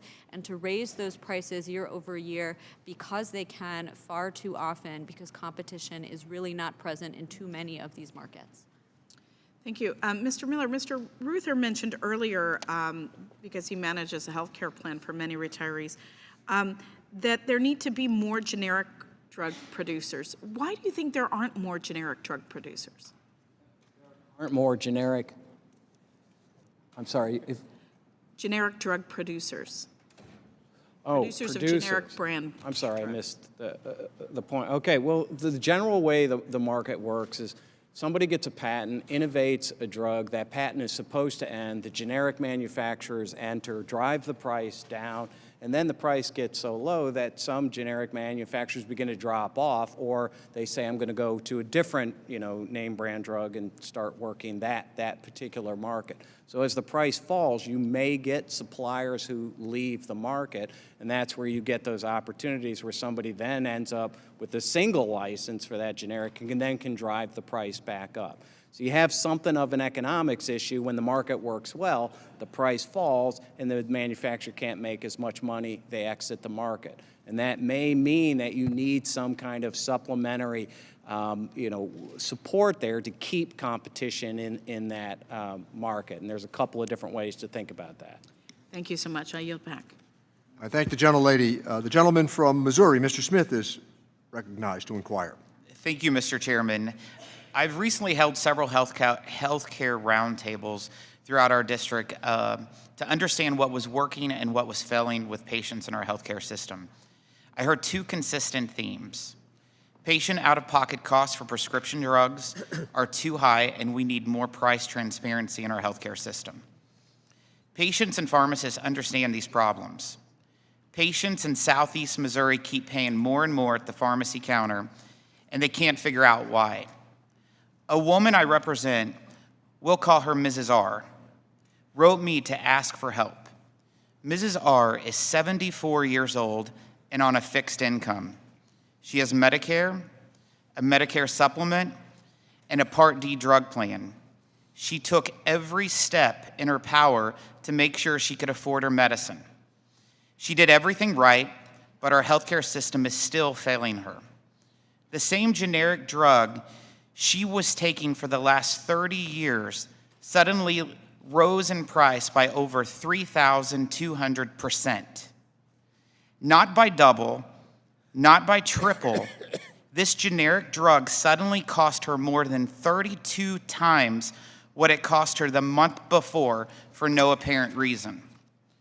Pharmacists continue to remind me that they are being hammered by unpredictable fees month after filling prescriptions for their patients. None of the savings from these fees gets passed on to patients like Mrs. R when they fill their prescriptions at the counter. That's a problem.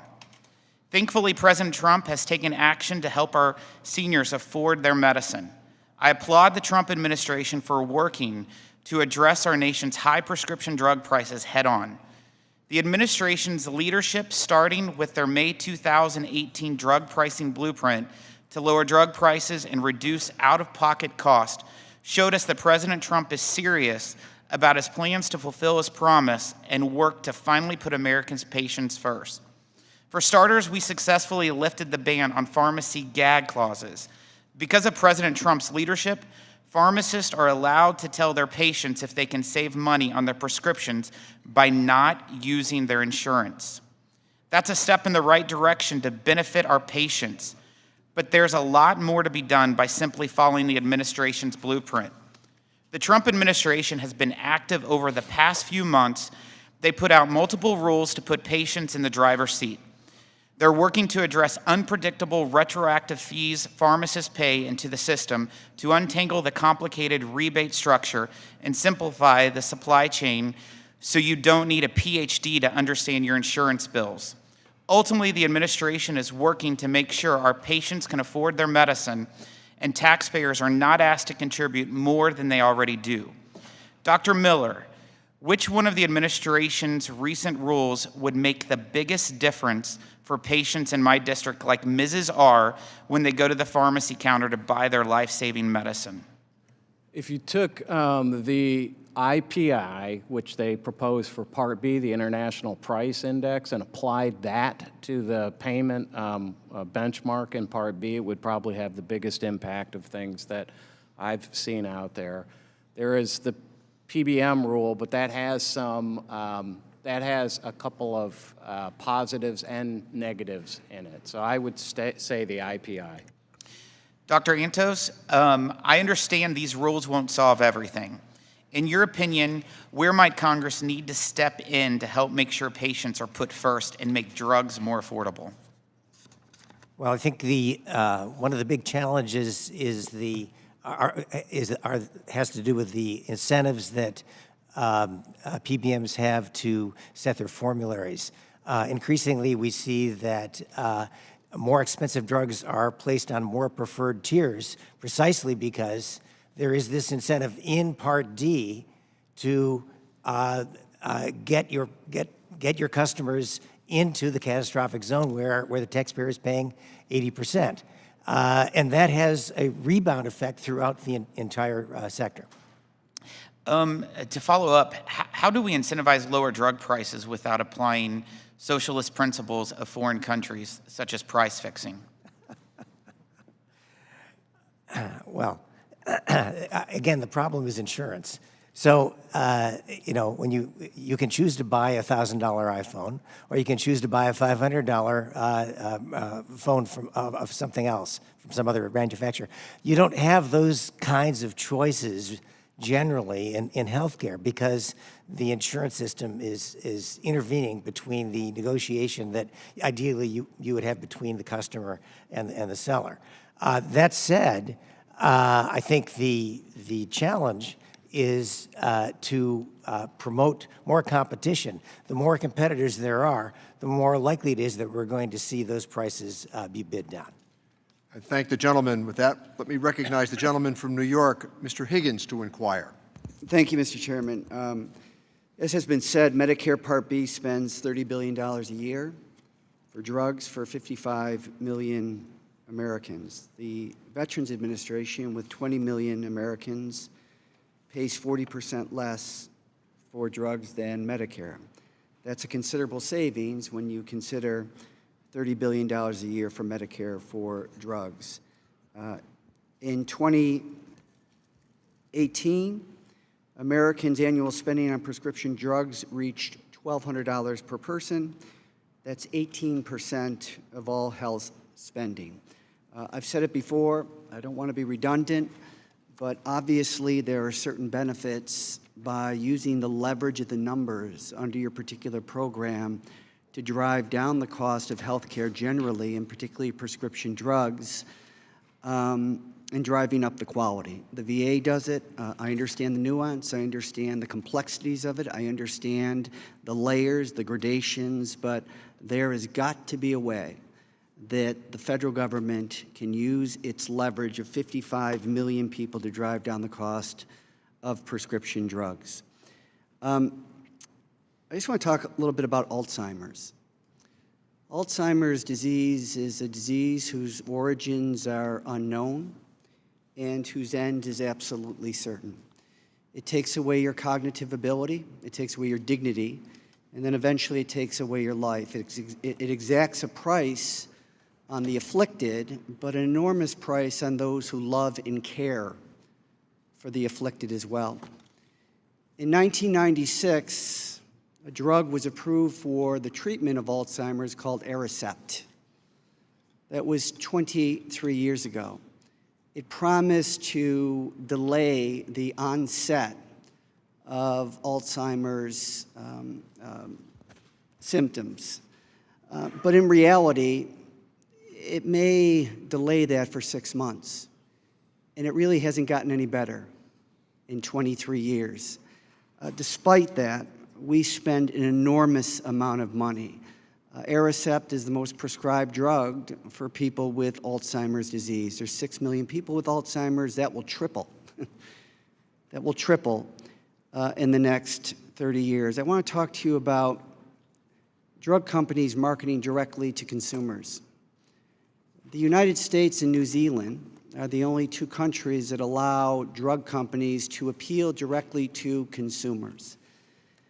And in a free society, that's something that we celebrate and we want to preserve.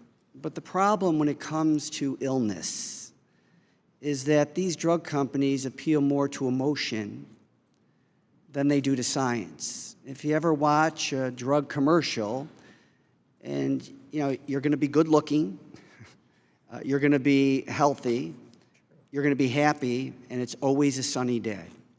So what happens is a consumer goes to a doc and says, I have a couple of chronic diseases, I need this drug. In the doctor's office, drug representatives are there all the time, offering all kinds of incentives, at least implied, to prescribe this drug. Marketing of drugs is a $7 billion industry, and it goes up by about $1 billion each year. And it's typically targeted to older people with several chronic diseases. Dr. Miller, I would ask you to provide some insight relative to the impact on advertising directly to consumers as it relates to the cost of those drugs, because obviously that $7 billion annually is being offset by the cost of the drug. Yeah, I can't speak to how much effect it has, if that's your question, but I think our view of it is that if companies want to engage in that, they should at a minimum not get preferential tax treatment to do it. And if they want to engage in it, it should come directly out of their pocket. Anybody else? I think I would just add briefly, not only that I agree, but you suggested that sometimes the advertised benefits might not match up with the actual benefits for patients. So thinking about trying to support disclosure requirements of how effective these products might be would be another way to change the advertising model. We also agree that these advertisements create an incorrect impression that the brand drug is better than lower-cost generics, which may not be true. I'll yield that. The chair would recognize Mr. Rice from South Carolina to inquire. Thank you, Mr. Chairman. I've been reading recently about how the United States is the leading innovator in pharmaceuticals in the world. Would y'all all agree with that? And would you also agree that the primary reason, perhaps, is our patent protection, our intellectual property protection? Would you agree with that? I would also ascribe it to the tremendous investment through the National Institutes of Health. So we have this tremendous benefit in that, this innovation in medicines has led to cures not even dreamed of not that long ago, and life expectancy increasing and all these tremendous benefits. But the flip side of that is too often people who need these medications the most are denied for whatever reason, price or unavailability of insurance or whatever reason. Too often people who need these drugs are denied. And there are absolutely huge problems. Mr. Doggett was talking about how Humira has been under intellectual property protection for far longer than the initial 12 years. Isn't that right? We normally allow 12 years. Isn't that correct? Patents last 20 years from the date of filing, but because some time is lost in the FDA approval process, although some of that can be made up, effective patent life is typically shorter. However, because of the complications of a product like Humira, they've been able to extend their patent life through gaining additional patents over time. And he was referring to lower cost in other countries, England and I think he said Sweden. But isn't it true that some of the reason why these other countries get lower costs is because basically American users and American taxpayers somewhat subsidize the cost of those medicines, correct? I mean, aren't they able to charge these other places less because we pay more? Mr. Miller, Dr. Miller? Well, I think there's probably a couple things going on. The other country, it is correct that the innovation generally centers here, and you mentioned the patent protections, NIH, I completely agree with, and what you can charge when you can get that drug out, all drive the level of innovation in this country. But if the manufacturers say, well, gosh, we're going to make X dollars of profit here in America, then we can charge a little bit less in Switzerland. I was just bringing you up to that point, which is I'm not quite sure that's how the calculation goes. I think the manufacturer wants to maximize its charge anywhere it can. Those other countries engage in other activities to keep that price lower. I love a lot of the suggestions that I've heard from you today about negotiation, about limiting patient out-of-pocket cost and others, and look forward to working on this. This is such an enormous problem. The thing that really gets the headlines and really bothers me, though, is where we hear about all these bad actors and their case after case after case. between the EpiPen. You know, one case that I heard, I represent, you know, dentists in my district, and they called me. They said that they used to, one dentist in particular said that he used to buy an antibiotic because, you know, your teeth are closely connected to your heart and the bloodstream, and he would give his patients an antibiotic because it was so cheap. It was like $5 for a prescription. I think it was doxycycline, if I recall correctly. And that prescription within a few years went from $5 to $100. You know, you're talking about, well, we don't have enough competitors in generics, and one of the reasons is economics. You say we need to encourage competition in generics. How do we do that, Dr. Miller? Well, I mean, I think you have a couple of different ways. I mean, the way that we've been talking about, one way to approach it, and again, it might be outside of this committee, is much stricter enforcement on patent life and exclusivities that are granted, so that an innovator. Yeah, but doxycycline's been out of patent forever.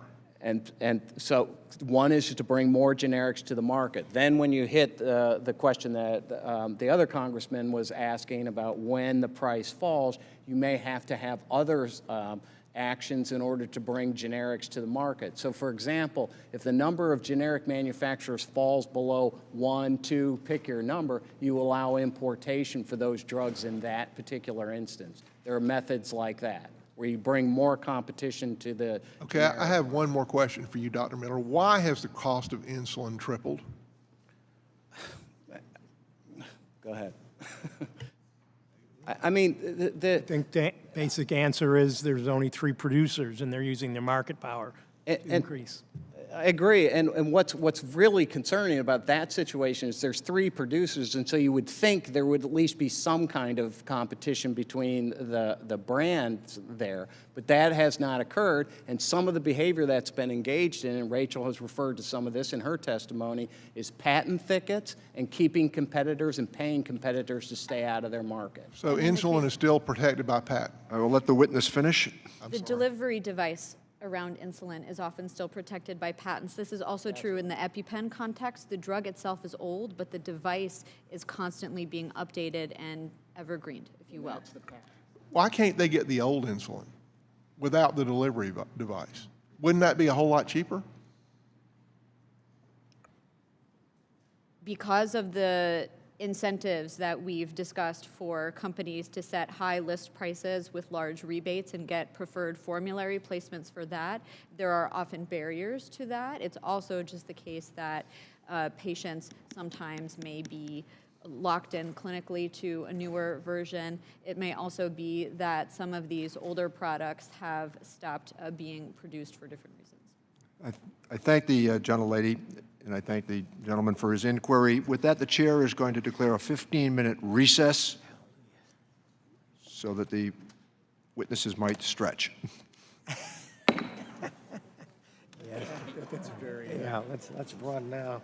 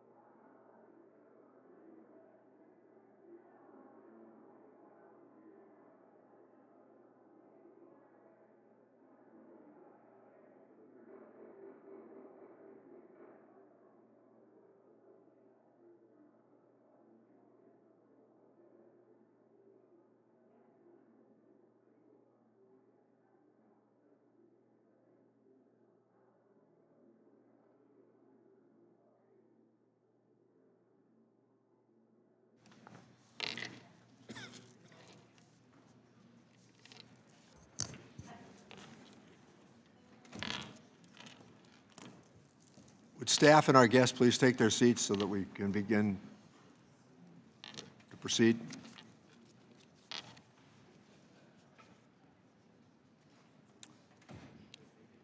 The hearing is called back to order, and with that, I would like to recognize the gentlelady from Alabama, Ms. Sewell, to inquire. Thank you, Mr. Chairman. I'd like to thank you for today's hearing on rising prescription drug costs. You know, no American should die because they can't afford the best medicines and treatment available on the market. I also believe that no American should be subject to poor outcomes or less mobility because the drugs they need are financially out of their reach.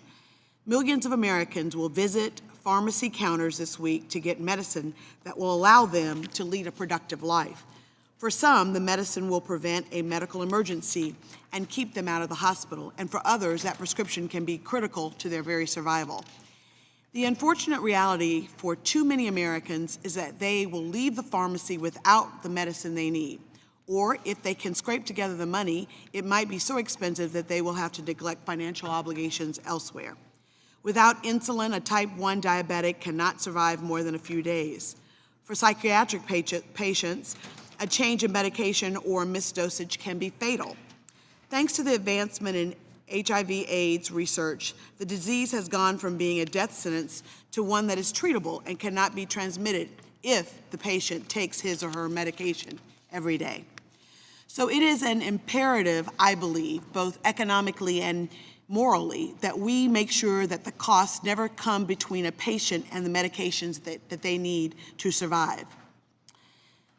One of our witnesses, Ms. Ojomomi, yes, in fact, had such a profound statement that I'd like to reread her statement, her testimony, so that all of us can remember how powerful it is. She said, "Though you may not see us in me, you do see us in me. We are one in the same. I may use a wheelchair, but this is your future. We all will experience disability at some point in our lives. We do see you, and we thank you for being a witness. This reminds me of my father, who was a high school basketball coach at Selma High School, go Saints, for 30 years. And he was a larger-than-life figure. In some ways, people said he was a living legend. He was definitely that in his own mind. But my dad suffered a series of strokes, 9 to be exact, towards the end of his life, which left him fully dependent on a wheelchair and disabled. He was unable to take care of himself, and our world as a family was turned upside down.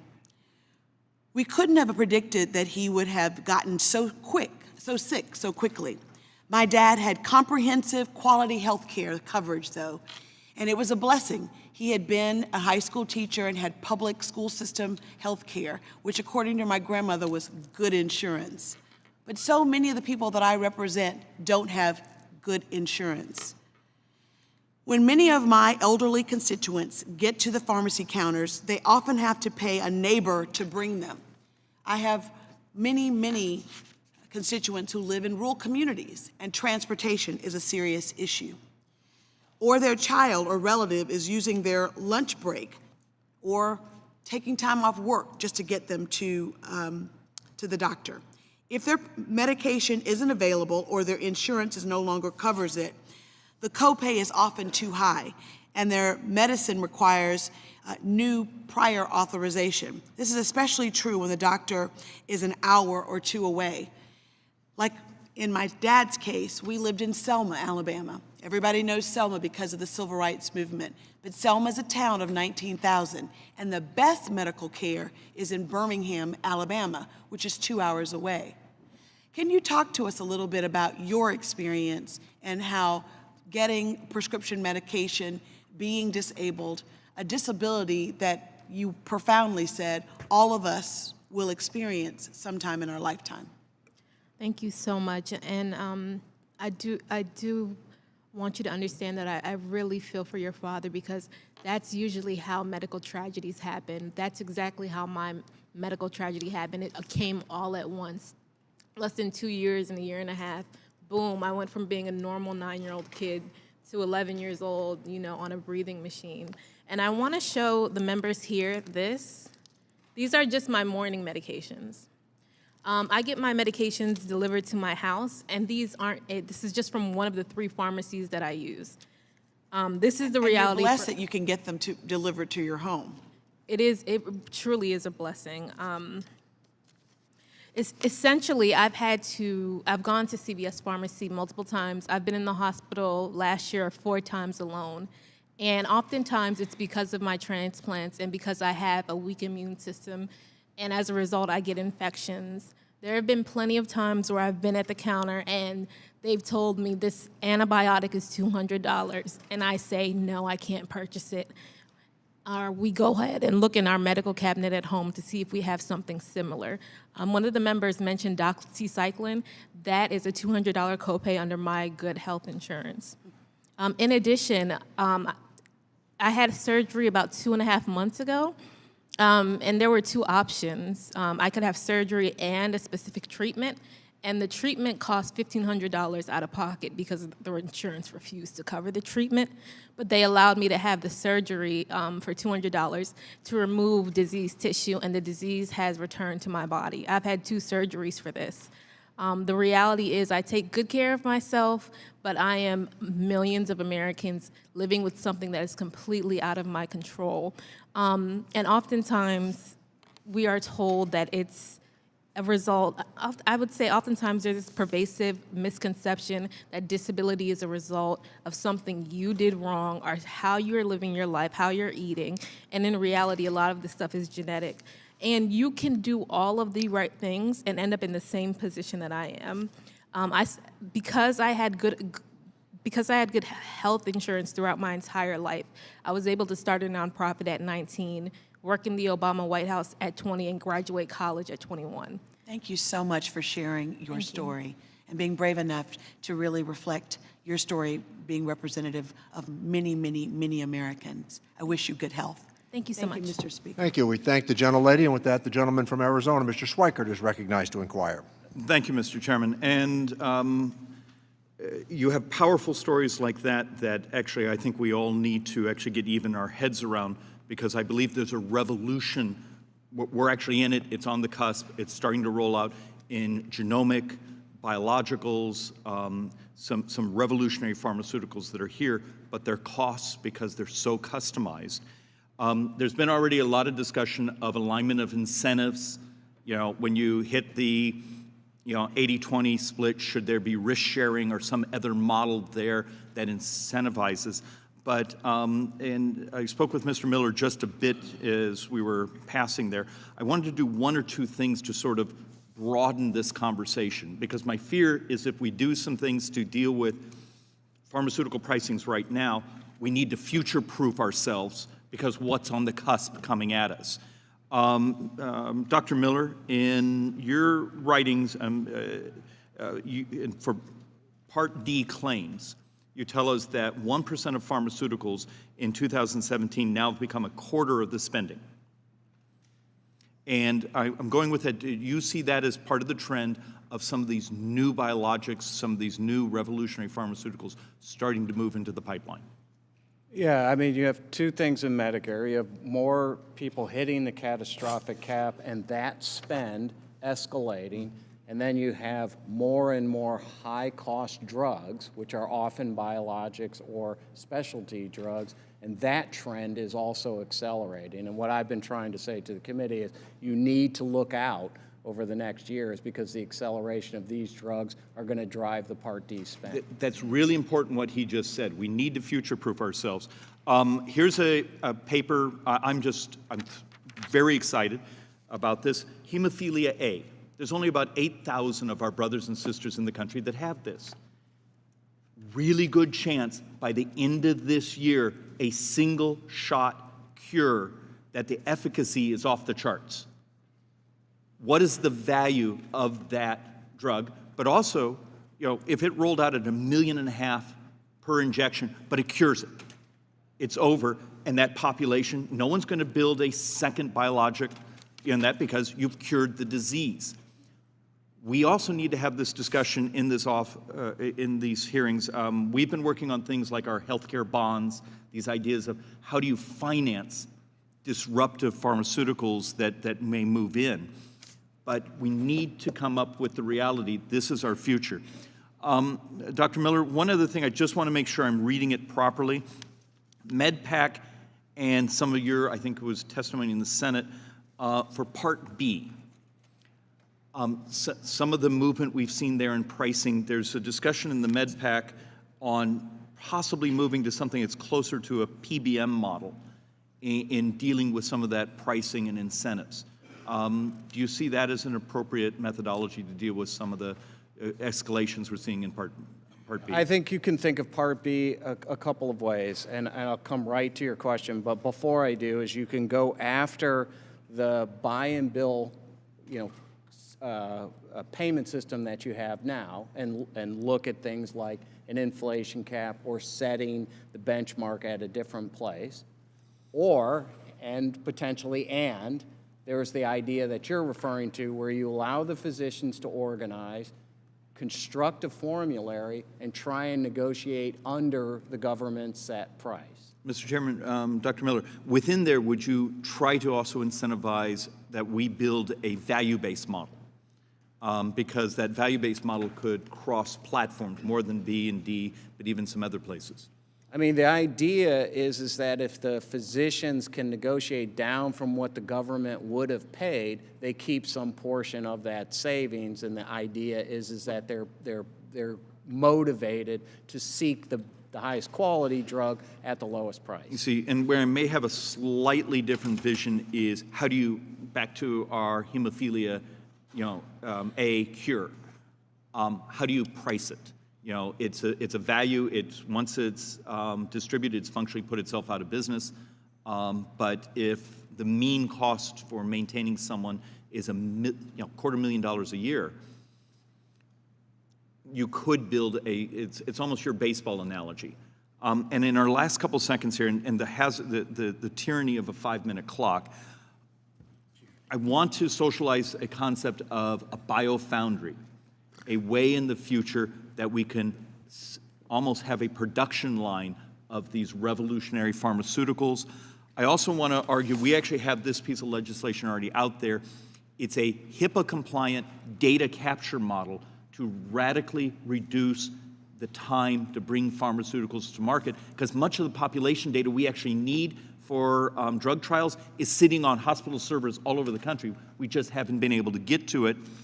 And I also want to turn to a number of you and have the discussion of a financing mechanism. We call them the disruptive healthcare bonds, to be able to bring in these disruptive pharmaceuticals and be able to not have the crisis we had in the early days of Hep C.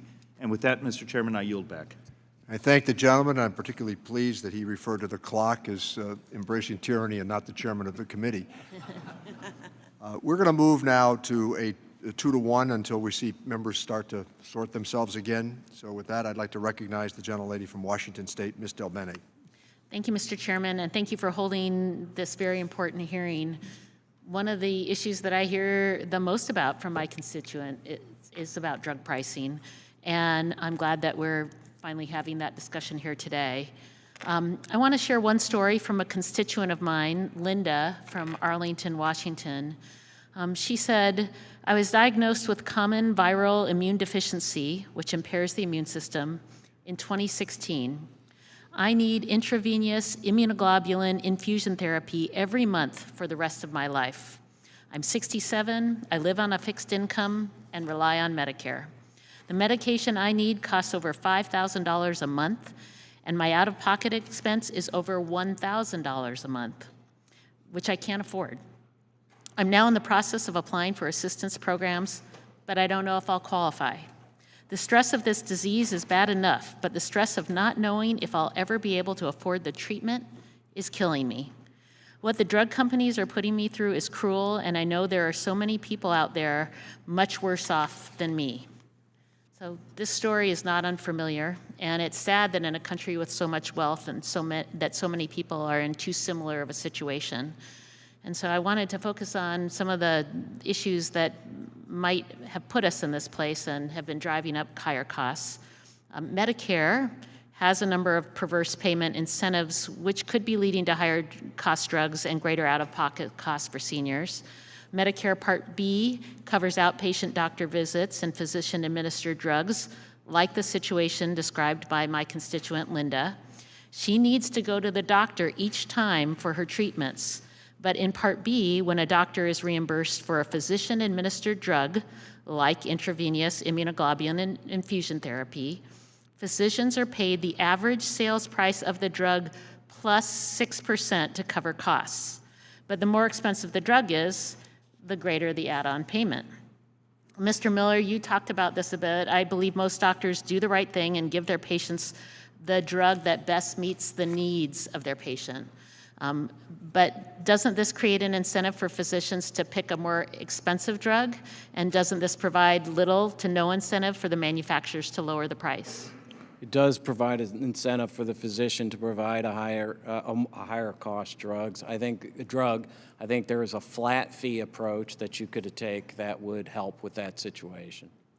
Any other alternatives for reimbursement there, or you think a flat fee is the best way to approach that? I personally think that you should consider the inflation rebate approach, and I also think that the actual level, the ASP level, can be brought down, either by taking down the add-on amount or thinking about different reference prices to use in that setting. And in the situation of my constituent Linda, there's no out-of-pocket cap to protect her, is there? In Part B, no, there isn't, unless she's in a managed care plan, which often have catastrophic caps. But if she's in straight-ahead fee-for-service, the answer is no. So continuing on that, let's talk about Medicare Part D. In 2016, the Medicare Payment Advisory Committee recommended changing how Medicare subsidizes Part D plans whose beneficiaries fall into catastrophic coverage. Mr. Miller, can you explain how the current reinsurance program in Medicare Part D incentivizes high drug prices? So fundamentally, if you have an insurance, to try and do this quickly, okay, you have an incentive that if you use a higher cost drug, if you provide the patient a higher cost drug, they hit the catastrophic cap faster. And that means that the government takes over 80% of the risk. And depending on the drug, the PBM can get a rebate in addition to that by driving the patient to that drug. So in a simple way, there's a couple other steps along the way, but in a simple way, those two incentives create, or those two factors create the incentive to provide a higher cost drug if a lower cost drug would have been a good substitute. And do Medicare beneficiaries have out-of-pocket caps even when they enter catastrophic coverage? They are more limited in what they have to pay when they hit the catastrophic cap, but they have to pay indefinitely. Okay. Thank you, and I yield back, Mr. Chairman. I thank the gentlelady. With that, the chair will recognize the gentlelady from California, Ms. Chu, to inquire. Mr. Ruther, I want to get your take on what we can do to bring down the high cost of prescription drugs. I think about Judith, my constituent from Arcadia, California, who says, I am on insulin for my diabetes. Last year when I went into the donut hole, I couldn't afford my insulin. I now rely on assistance programs, but I never know when those might disappear. Now, I wish Judith's story was unique, but unfortunately it's all too common, and it's unacceptable. While the witnesses and my colleagues have done an exemplary job of demonstrating how the system we have in place incentivizes higher prices, I want to focus on the role that the pharmaceutical companies play. For example, the company AbbVie has increased the price of their top-selling anti-inflammatory drug Humira that treats arthritis 3 times over, from over $1,000 to $4,441 for one pen injector. Insulin was first used to treat diabetes nearly a century ago, but since 2002, the price has increased by more than 200%. The company that manufactures Eviso, a drug that reverses opioid overdose, has increased the price from $690 to $4,500. And according to a study done by AARP, the average annual cost for one brand name medication used on a chronic basis was almost $6,800 in 2017, almost $1,000 higher than the average cost in 2015. So it's clear, drug companies are continuously setting their list prices higher and higher. We can debate various payment methods, but at the end, it's either the patient, the plan, or the government who ends up picking up the tab.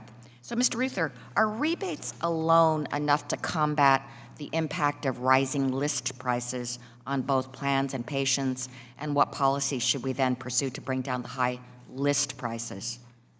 No, we don't think changing the rebate system is the answer.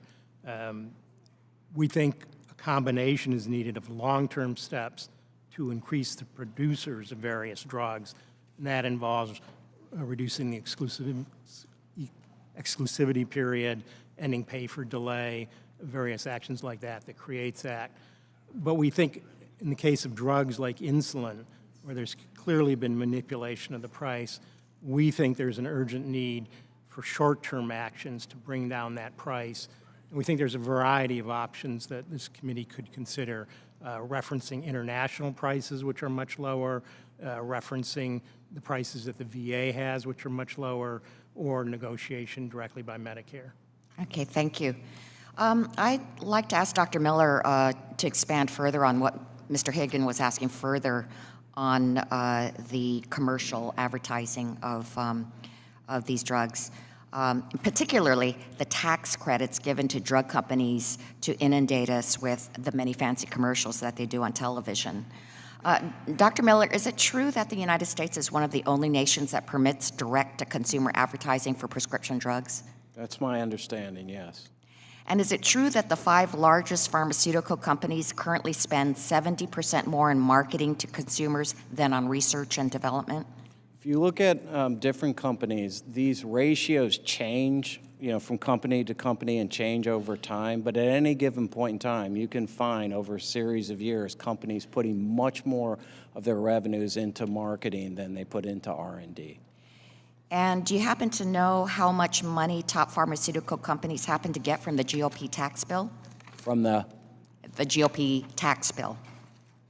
Well, that's No, okay. I I actually have an article here. It's the Journal of Law, Medicine, and Ethics, and it's titled The Tax Cuts and Jobs Act of 2017 in the Pharmaceutical Industry. It shows that the law provided a median tax savings of $2.5 billion per company. And I'd like to enter this article into the record. Without objection. So, Dr. Miller, we're all concerned about innovation, but would eliminating the tax credit for advertising for these drugs stifle innovation? In my opinion, no, it would not. Thank you for that. And if I may ask also, I'm very concerned about the numerous lawsuits ongoing that allege collusion between brand name and generic manufacturers intended to raise prices on existing drugs. Dr. Miller, what could be done to address these anti-competitive practices within the pharmaceutical company? At least 2 things that I think a number of people have mentioned here today. The CREATES Act to go after the REMS abuses and the pay for delay legislation. And both of those, drafts of both of those legislation are floating around and to my understanding have been fully scored and could be acted on by the Congress. There are other steps as well. I think they're included in everybody's testimony, but those are at least 2 that are right there. Thank you. I yield back. I thank the gentlelady. With that, let me recognize the gentlelady from Indiana, Ms. Pilarski, to inquire. Thank you, Mr. Chairman. And I just wanted to add, I'm excited and I think this has been an incredible panel today. I thank all of you for coming, for what you've shared, and I'm excited and looking for a bipartisan solution that we can actually come to the American people and solve this with working together, and I think that's very possible. And Dr. Miller, I just wanted to thank you for bringing up that issue of the patent thickets. I was going to bring this up, and you did right before the break. The issue where a company claims any kind of a number of patents on a drug to use it to stop competition from coming into the market. I was going to bring that up. I just wanted to say thanks for doing that, because there's a drug that I have been familiar with in our district, and it's called Revlimid. I don't know if you've ever heard of it. You're all shaking your heads that you have. And, just to add, I guess, how devastating and to your story, ma'am, just how devastating when you're in need and you find yourself in need, then you find yourself not being able to afford what is out there because of these patent thickets that are walls behind walls behind walls that never bring these drug costs down but only increase them. And in this case of Revlimid, it was in the market in 2016 at $6,195 per month. Now it costs over $16,000 per month. Not that either were tolerable, but just as an example of what happens when things increase behind all these walls of patents. But Dr. Antos, I just wanted to ask you very quickly, you know, we all remember when the ACA took the benefit away of being able to pay for over-the-counter medications through the different kinds of health insurance plans, flexible plans, health reimbursement plans, medical savings accounts, and it seemed to have taken away, or it actually put in a barrier now. So if you're trying to shop around for drugs, you want to buy over-the-counter, the restrictions on HSAs are causing families to spend more money out of their own pockets and on their overall health. According to the Consumer Health Product Association, every dollar spent by consumers on over-the-counter medicine saves the U.S. healthcare system $6 to $7, contributing to $102 billion in savings each year. Last Congress, the House passed H.R. 6199, the Restoring Access to Medication and Modernizing Health Savings Account Act. This bipartisan bill would have allowed non-prescription drugs and female hygiene products to be considered qualified medical expenses for all of those HSAs, MSAs, FSAs. Can you give some other common sense ideas, ways we can incentivize patients to use lower drug costs, such as those over-the-counter products, instead of having to take brand name prescriptions all the time? Are there any changes you could see that we could make to HR 6199, or ideas you have to just continue to incentivize lowering the cost? Can you turn your mic on? Thank you. Certainly you're correct that if you were to buy aspirin at the CVS, it would be much cheaper than if you were to buy it as a prescription drug. And there are plenty of examples like that. The HSAs are generally limited in any event. I would raise a broader question that goes beyond drugs. The issue that I see is that we're tied to having to come up with a receipt. So this ties us to the fee-for-service system if you have an HSA. And there's a more fundamental inefficiency there. But you're certainly correct that the impediment, to the extent that people are aware of this, I'm not sure that they are, but the impediment to using your HSA money for appropriate over-the-counter medications does add to cost. Thank you. Mr. Chairman, I yield back. I thank the gentlelady. The gentleman from Pennsylvania, Mr. Boyle, is recognized to inquire. Thank you, Mr. Chairman. Recognizing my senior colleague from Michigan just got back, I'm happy to yield to him. I'm later because I wasn't here. Okay, all right. I just didn't want to... Not bad for modesty. I didn't want my colleague to be grumpy at me, so anyway. Well, thank you, Mr. Chairman, and thank you especially for holding this important hearing, one of the most significant issues facing the country. And forgive me if I mispronounce your name. You're probably accustomed to that. But Ms. Ajuwumi, I was really touched particularly by your story, the fact that someone who's so young and looks so healthy has had such extensive health issues is really striking, and a reminder to any one of us that, as you put it out, we might not be in your shoes now as being part of the disabilities community, but at some point, each and every one of us will end up with our own health issues. Obviously, we are about a decade and a half after the addition of prescription drugs as part of the Medicare program. A program started in the 60s primarily to deal with hospitalization costs. Based on the statistics I've looked at, prescription drugs now take up approximately 30% of the overall Medicare costs. So I was wondering, specific to the Medicare program, how could we make it more affordable for seniors? beyond just the obvious issue of bulk purchasing and the ability to negotiate, are there other strategies out there that you're aware of and can speak to that we should be aware of? And I'm happy to direct that to any one of you to tackle. Well, first of all, I just want to say this. I think the drug spending stream in Medicare is about 19%. Okay. Okay. I think just to quickly, and other people have said this, and I'll hand this off, there is a number of mechanics that we've talked about here. The Part D risk structure changes should be considered. The Part B changes to the buy and bill system on the flat fee, the rebate. You could look at bringing more PBM-like tools into Part B. Those are some actions you could immediately take on Medicare that are different than the reference pricing or the negotiation. Over to you. So I agree and would just say that it's a complex problem with many layers that requires a comprehensive solution. And so the three areas I laid out in my testimony, lowering patients' out-of-pocket costs is a core part of it, as well as fixing misaligned incentives and lowering overall spending. So on the lowering overall spending point, one important thing to consider might be using value-based pricing, benchmarking price to the clinical value of the drug to make sure we're getting the most health for our federal dollars. That's an important thing to consider as the committee moves forward. Thank you. And just quickly to follow up on the discrepancy on the percent, I was citing a statistic from the Kaiser Family Foundation in their report in January that estimated 30% of Medicare spending is prescription drugs.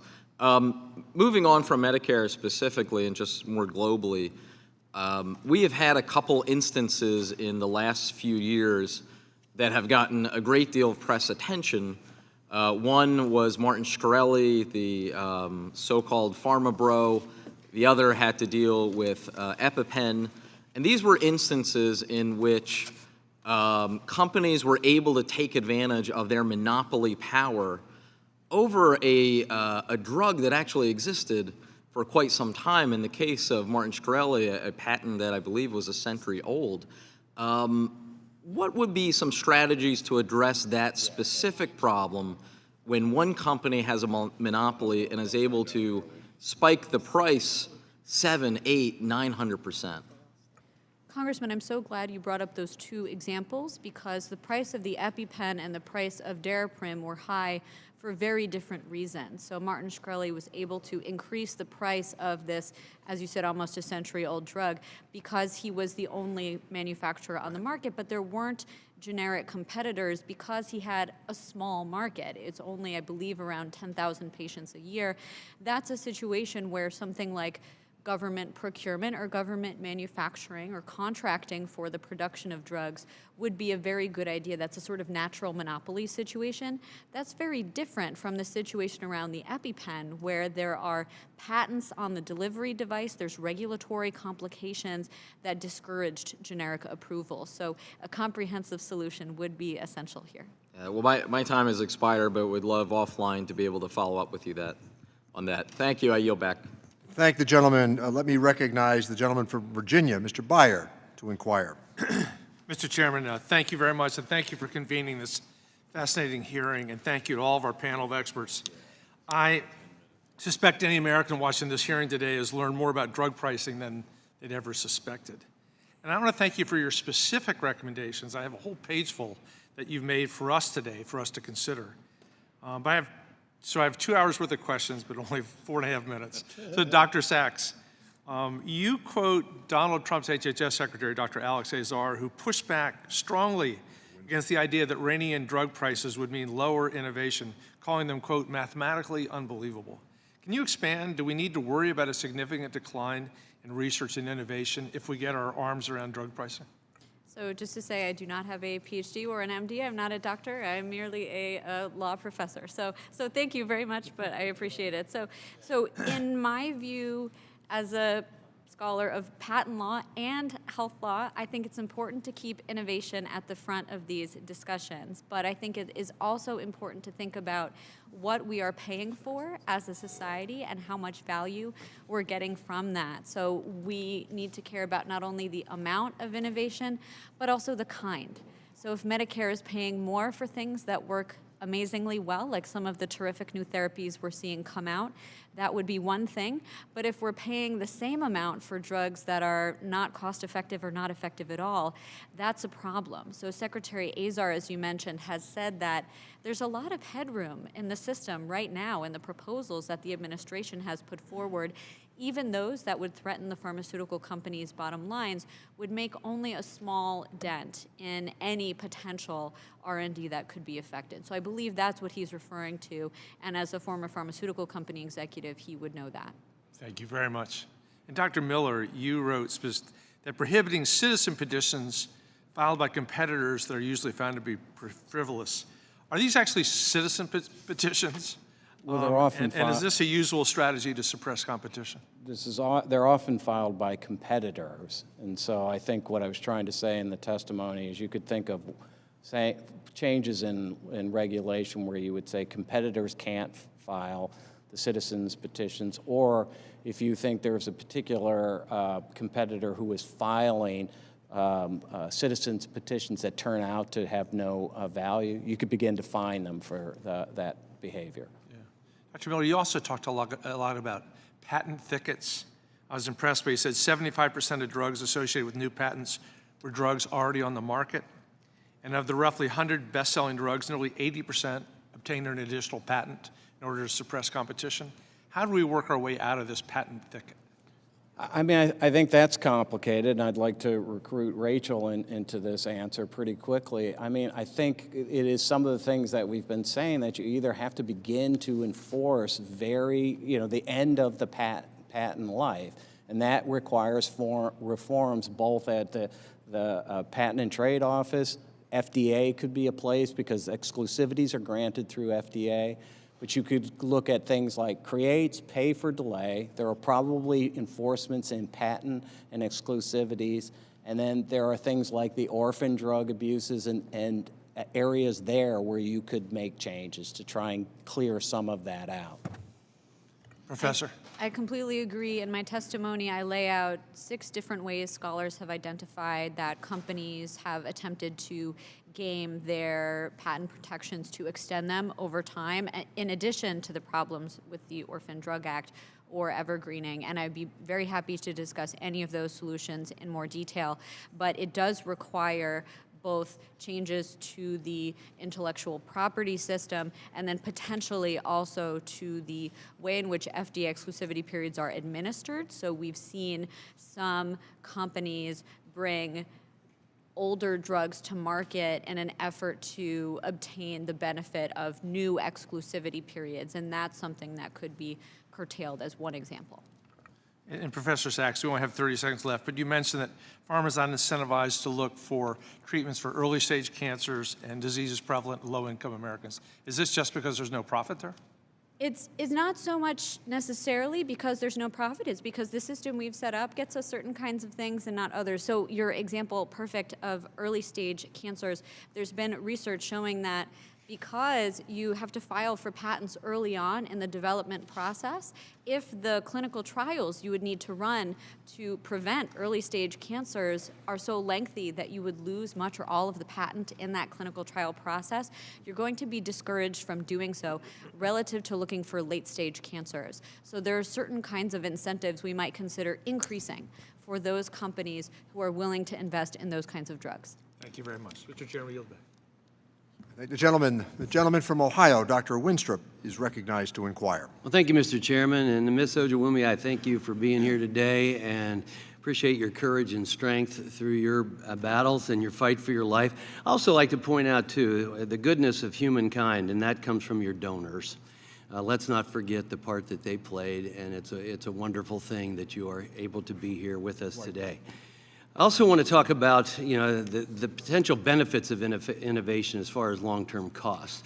We look at a drug as being expensive, and we also need to always look at what we save in the long run. I look at the cure for hepatitis C, what we save in palliative care. I look at biologics for rheumatoid arthritis, which may be expensive, but at the same time, rheumatoid arthritis, there's 360 joints in the body, and it can hit every one of them. As a surgeon, as a foot surgeon, I did massive undertakings of reconstruction of feet because of the damage done from rheumatoid arthritis, and I used to lecture on it, and that went away.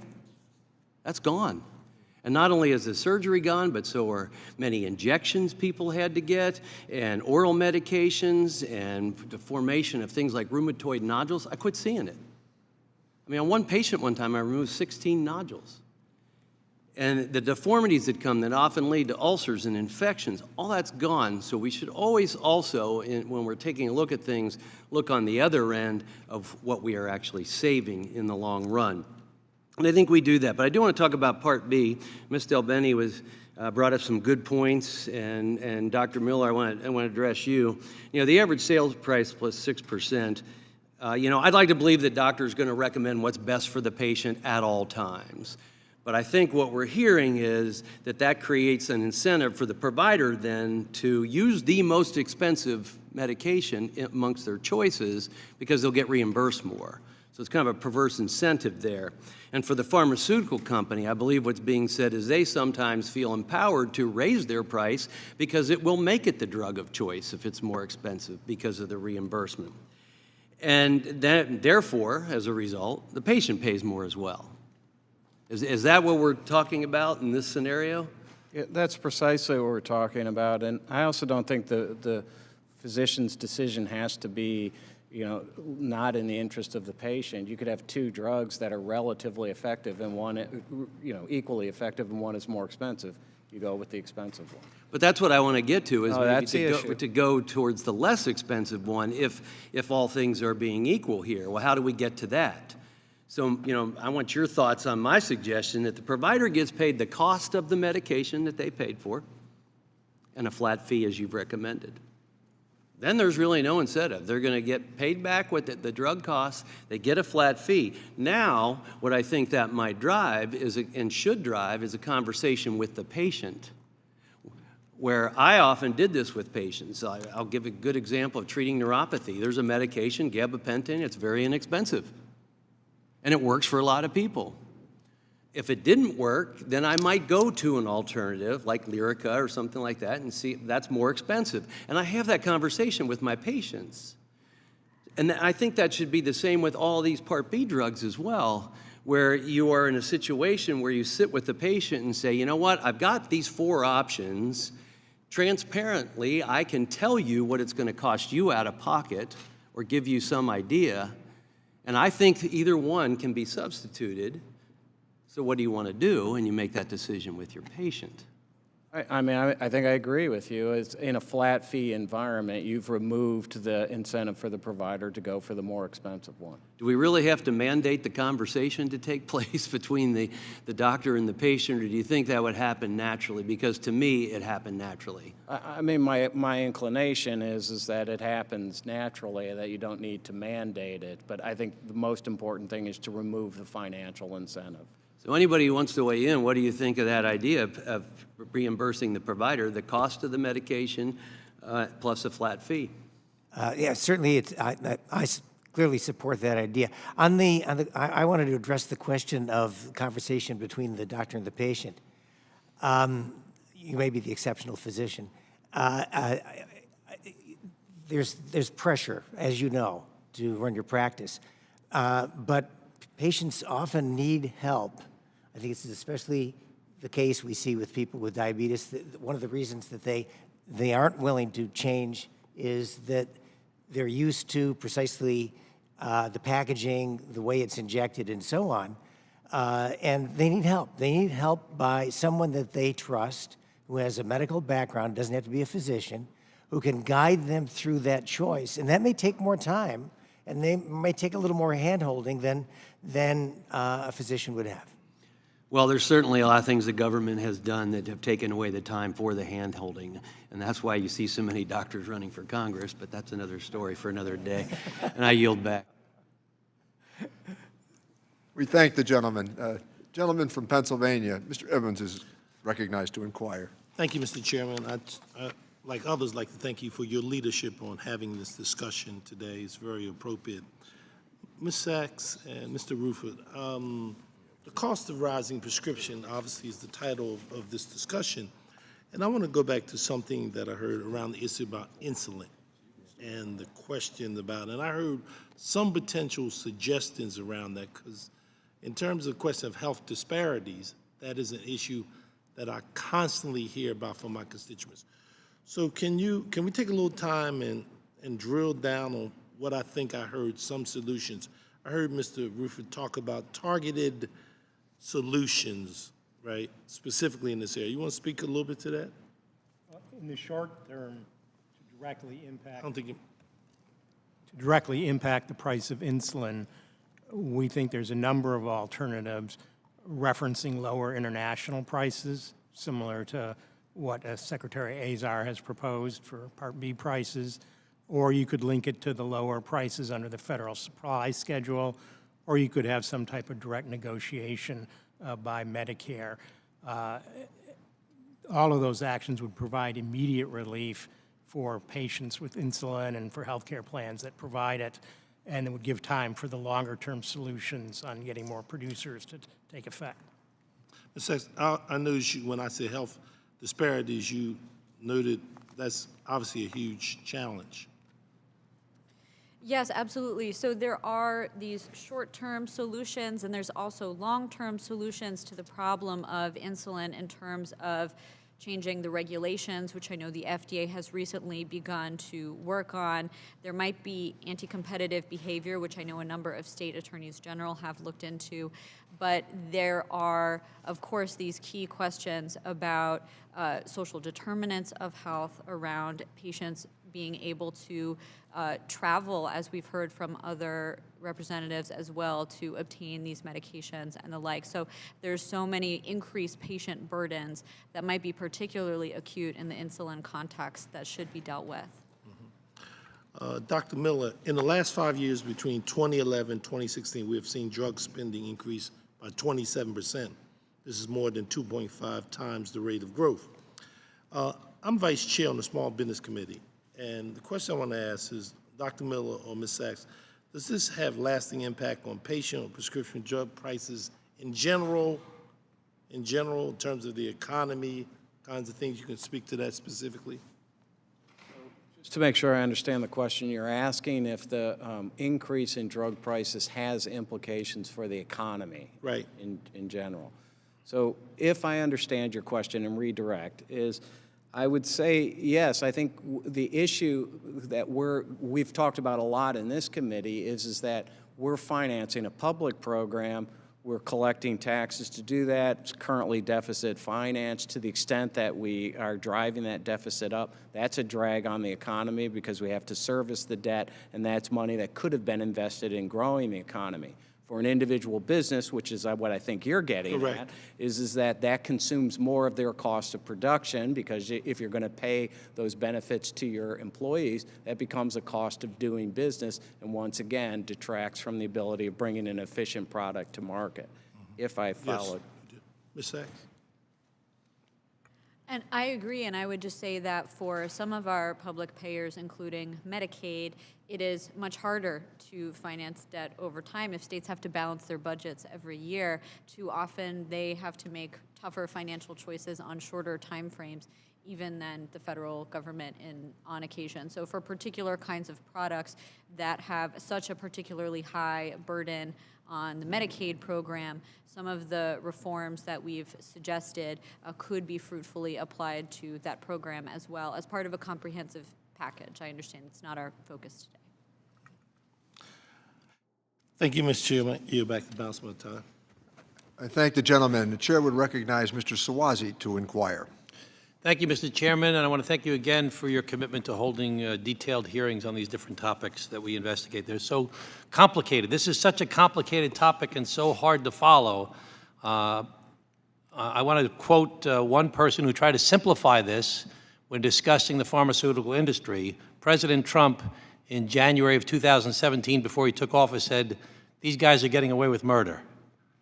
This is a very simplistic way of looking at it, but I mean, this is so complicated. There's something going on in this country that people are really suffering from what pharmaceutical companies are doing in the cost of prescription drugs. So I have a lot of stories of different constituents, but I don't think any constituent could tell the story better than you did, Ms. Ojuomi. That was really very, very moving, and thank you so much for being here. 80% of Americans believe that prescription drug prices are too high. So I don't think we have to convince anybody that that's a real problem in the country. And we all hear these crazy stories from people that we meet, but none are more elucidating than what Mr.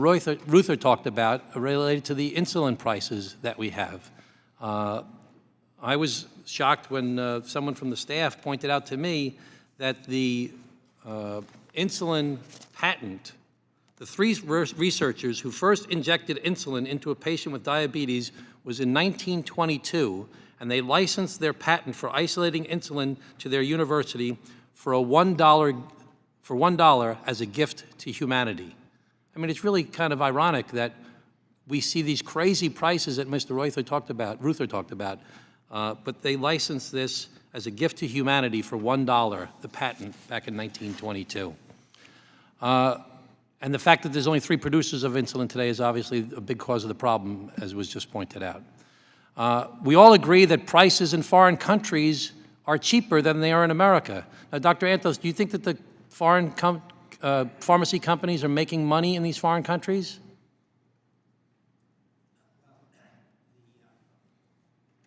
I think the way I would look at this is that these are separate markets. And as I think Mark may have said earlier, the companies are seeking to get the best price they can in every market. Right, and they're always seeking the best price they can. That's the nature of businesses. They want to seek the best price they can wherever they can. My question is, do you think they're making a profit in these foreign countries? I suspect that's the case. They wouldn't be in business if they weren't making a profit in the foreign countries. So the big question we hear about is any regulation that we do, any efforts we do to try and correct this may have an impact on innovation.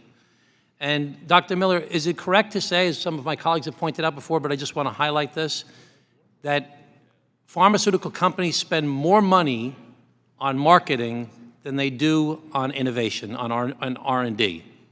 Would you say that's generally accurate? I know you said it fluctuates from time to time, but is it accurate to say that pharmaceutical companies spend more money on marketing than they do on R&D? I do want to emphasize that it fluctuates from company to company and over time, but yes, at any given point in time, you can find large companies over long periods of time spending more on their marketing than on R&D. The other fact that I would point you to, and this is done Peter Bach's work, he pointed out that the amount of revenue coming from the United States far exceeded the worldwide investment in R&D, something like 70%. So I would point to that number as well. And I just want to point to another 70% number that was told to me from our staff, is that pharmaceutical companies, the top 5 pharmaceutical companies, spend 70% more on marketing than they do on R&D. I understand that it fluctuates from time to time. Ms. Sachs, does it surprise you to know that America is the only country in the world, other than New Zealand, that permits pharmaceutical companies to advertise on television? As a lawyer, does not surprise me. So only 2 countries in the world, America and New Zealand, advertise on television. They spend billions of dollars, and it increases every single year. Only 2 countries in the world. And then what do they say in all these advertisements? And I think it was Brian Higgins who was talking earlier, everything's sunny and everybody's happy and your life's going to be better if you take these drugs. But every single time at the end of the commercial, they say, ask your doctor. After seeing the commercial, go ask your doctor, which sounds like a reasonable thing. And if every doctor was as reasonable as Brad Winstrup and would take the time to explain things carefully to people and not have any conflict of interest, that would be great. But pharmaceutical companies spend even more on marketing directly to doctors, taking them to lunch, buying lunch for the office, having conferences, going on cruises, and having sales reps go to these doctors and giving them incentives to use specific drugs. They spend even more on that than they do on advertising on television. Do you think that that could result in a conflict of interest for a doctor, Ms. Sachs? Well, I'm not a physician, but I would say that any system that gives tax preferences to both advertising and R&D might want to reconsider the balance of those priorities. Okay, thank you. I'll yield back my time. I thank the gentleman. The chair would recognize the gentleman from Kansas, Mr. Estes, to inquire. Thank you, Mr. Chairman. And I want to thank all the witnesses for being here today to help with this very difficult process that we're working through. You know, throughout this hearing, we've talked a lot about some of the systemic problems that are raising the price of prescription drugs. And And we've also highlighted some of the goals of being able to work together to help lower those prices. As we've talked about, there's not any one single problem that's out there, and there's probably not going to be one single solution that solves that. Just talking through that, as we talk about the major innovations that have driven a lot of new drug pricing, we've also seen that on existing drugs, some recent years in particular, we've seen some spiraling increases in some of those costs. And as healthcare and health insurance costs have gone up, particularly over more recent years, we're seeing more of those costs being shifted to the consumer as patients. And then also we talked a lot about Medicare Part B and Part D, and that they don't, in general, seem to have the right regulations and the right incentives to help make sure that we keep the bad actors out and keep the prices down. So what do? Well, let's recognize that consumers as patients need to have a lot of transparency in order to pick the optimal drug at the optimal price to address their specific health needs. We also need to keep an eye out on open and competitive free markets to make sure that we can keep those costs down and address that competitive environment within the free market instead of making sure that there's a one-size-fits-all government-mandated, whether it's a Medicare for all or whether it's other one single-payer schemes that won't necessarily lead to better results for the patient, but won't necessarily help with costs and drive innovation out of the country. So while we do everything we can to lower drug costs, we need to look at the use of some of these new drugs, this new technology, this new capability that's out there. As we look at some of the incentives for Medicare to help make sure that we keep drug prices down, I don't want to unduly criticize Medicare, but how can we look at some of these different incentives to help make sure that the bad actors work together to lower prices? And Mr. Antos, you'd mentioned about a rebate system that would help, and can you talk a little bit about what effect that would have on the pricing system and how that affect the total costs? So I'm not sure what you're referring to on rebates, but what I think I was trying to get at was that the structure of the Part D benefit drives list prices up, drives rebates up, drives patients to more expensive drugs, and drives costs to taxpayers. So we need to look carefully at that issue. This is something that the committee this is the job of this committee. One can go beyond that, though. There are some other things that we can do. Certainly, the idea that we're counting in the so-called true out-of-pocket calculation, we're counting money that actually doesn't come truly out of a patient's pocket doesn't make any sense to me, and I've often wondered why we have the word true in front of that. So I think there's a lot that can be done in Part D. There's a lot that can be done in Part B. I would argue that moving away from the buy and bill system is probably the fundamental reform. If we can't get there, at least deal with the add-on payment to Part B. Thank you. We talked a little bit about some of those incentives in terms of how do we make Medicare more effective, and obviously, as we work to lower out-of-pocket drug prices, there's so many things that we need to do differently. We live in a time when there's a whole bunch of therapies that, particularly from biologics, that are helpful. So, as we look at these different incentives, particularly in Medicare, trying to figure out how we come up with some bipartisan solutions to help with that regard. So I want to make sure that we're looking together, whether it's helping individuals that maybe have private insurance or going through Medicare and using that incentives and how do we make sure we maintain that incentives and the lower drug prices. So unfortunately, I'm out of time, but I'll yield back a balance of my time, Mr. Chairman. I thank the gentleman. With that, the gentleman from Illinois, Mr. Schneider, is recognized to inquire. Thank you, Mr. Chairman, and I want to thank the witnesses for your patience and the fact that you're spending time here today sharing with us your perspectives and your experiences. And in the case of Ms. Ojewumi, I want to thank you for sharing your personal experience. It is an act of real courage to share with us your story and your medical history. And I think demonstrated courage as you talk about your story and what you've been through. So I want to wish you a long lifetime of good health, and may we always continue to find the innovations that will give you the ability to reach all of your potential.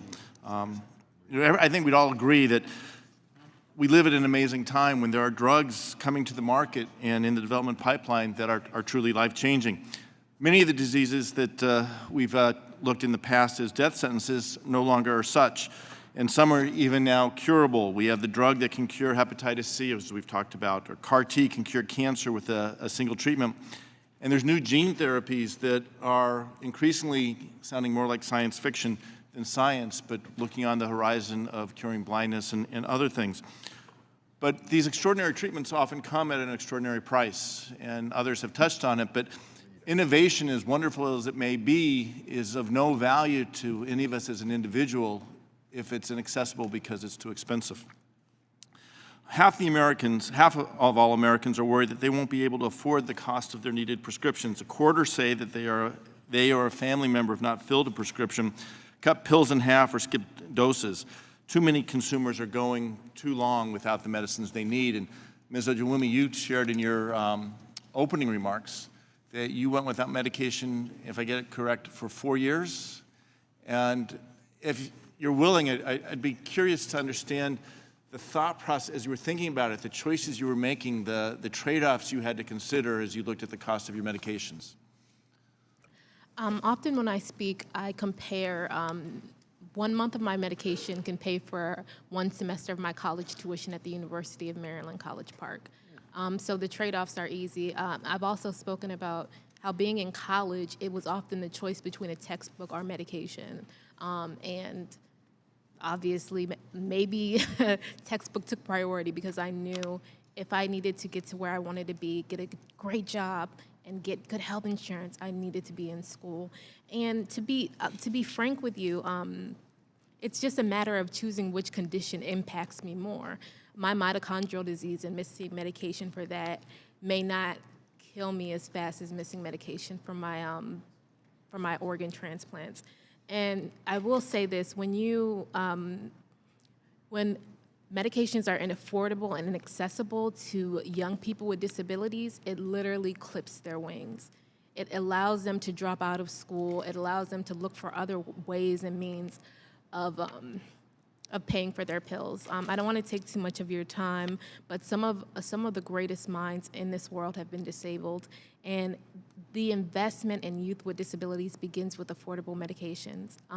For example, we had a disabled president, FDR. I love using him as an example. Without him, we wouldn't have a lot of the things we have, or we wouldn't have exited the Great Depression. But when you invest in us, when you make medications affordable, we in turn change the world. Thank you. The way I say it is, you may have challenges in one capability, but you may have gifts in another. And one of the things, as you talked about, I was thinking, when people are making their choices between medications, as you said, whether or not to take a class or get a textbook, those choices are hard. And if I expand that to our entire economy, when people are making choices to give up the opportunities for advancement or further education, that's hurting all of us, and we need to move forward on that. Shifting gears a little bit, the Trump administration's recent rules on step therapy in 6 protected classes also worry me, and the testimony indicates more flexibility in the plans are warranted. Mr. Ruther, I'll turn to you. You talked about interchangeability determinations in your statement. I was hoping you had, in the last few seconds, could have a chance to elaborate on that a little bit and the impact it's having on your retirees. Well, we just think it's important that these not prevent an unreasonable barrier to lower cost biosimilars coming to market, and that would be the key. Right. And I think in my last second, again, one of the challenges is people are going and they have to go through various steps to get to the treatment that will actually give them the ability to live their full life and reach their full potential, as Ms. Ojewumi, you're doing, and we're proud of what you're accomplishing. We need to make sure that medications and the cost of medications aren't a barrier to people to living a healthy life and full adulthood. I yield back. I thank the gentleman. With that, let me recognize the gentleman from California, Mr. Panetta, to inquire. Mr. Chairman, I appreciate this opportunity. Ranking Member Brady and all of the witnesses, thank you for being here as well as your preparation to be here. Mr. Ruther, just wanted to ask about your plan there at UAW and the use of generics, and if you could kind of elaborate a little bit more of how that actually brings down costs, if it does. Well, we've moved aggressively to increase the percentage of our members who are using generics. It's now up to 89%. But to our surprise, we've now, in recent years, seen a spike in generic prices. And sometimes it's because there's not sufficient producers of generics. Sometimes the reasons are not explainable. We've been seeing differences between generic capsules versus tablets, and it goes both ways. And even though both do the exact same thing, there's hugely different prices. So we think there's a need for the FDA to step in and regulate some of these abuses, and also to educate physicians that simply prescribing a generic, there may be wildly different prices in two generic products for the same thing. Does any of the witnesses have any explanation as to why there is this swing in prices between these types of products? Well, I just want to agree with Mr. Ruther that this is a growing problem that needs to be considered by the committee, but also that the drivers of this problem are different from those we've seen in the branded context. So here, patents, FDA exclusivity periods are much less of a concern, if a concern at all. So some of the factors are, as we've heard from Dr. Miller, a declining number of generic producers. Others are, I'm aware that there's antitrust lawsuits against some manufacturers for potentially price fixing. There are other reasons why the way in which the FDA not just approves drugs, but then the PBM structure would discourage companies from listing or producing generics. So it's the combination of those. Got it. Great. And then, Mr. Miller, you mentioned earlier in your testimony in regards to getting generics to the market. You mentioned some of the things that Dr. Sachs said, but you also briefly said importation, and you said that there are certain limits on that. Can you elaborate on that, please? Well, the only thing I was mentioning there, and there are a number of different mechanisms that we've touched on here. But in the specific idea, and I think this came out of Aaron Kesselheim in Harvard, is the notion that if the number of manufacturers declines in a generic market, and you get down to let's say one manufacturer, and then they have that ability to spike the price, you say in that instance the FDA has a reciprocity agreement, and you begin to import that generic from a foreign source so that you have more than one producer, and you can try and drive the price back down. Got it.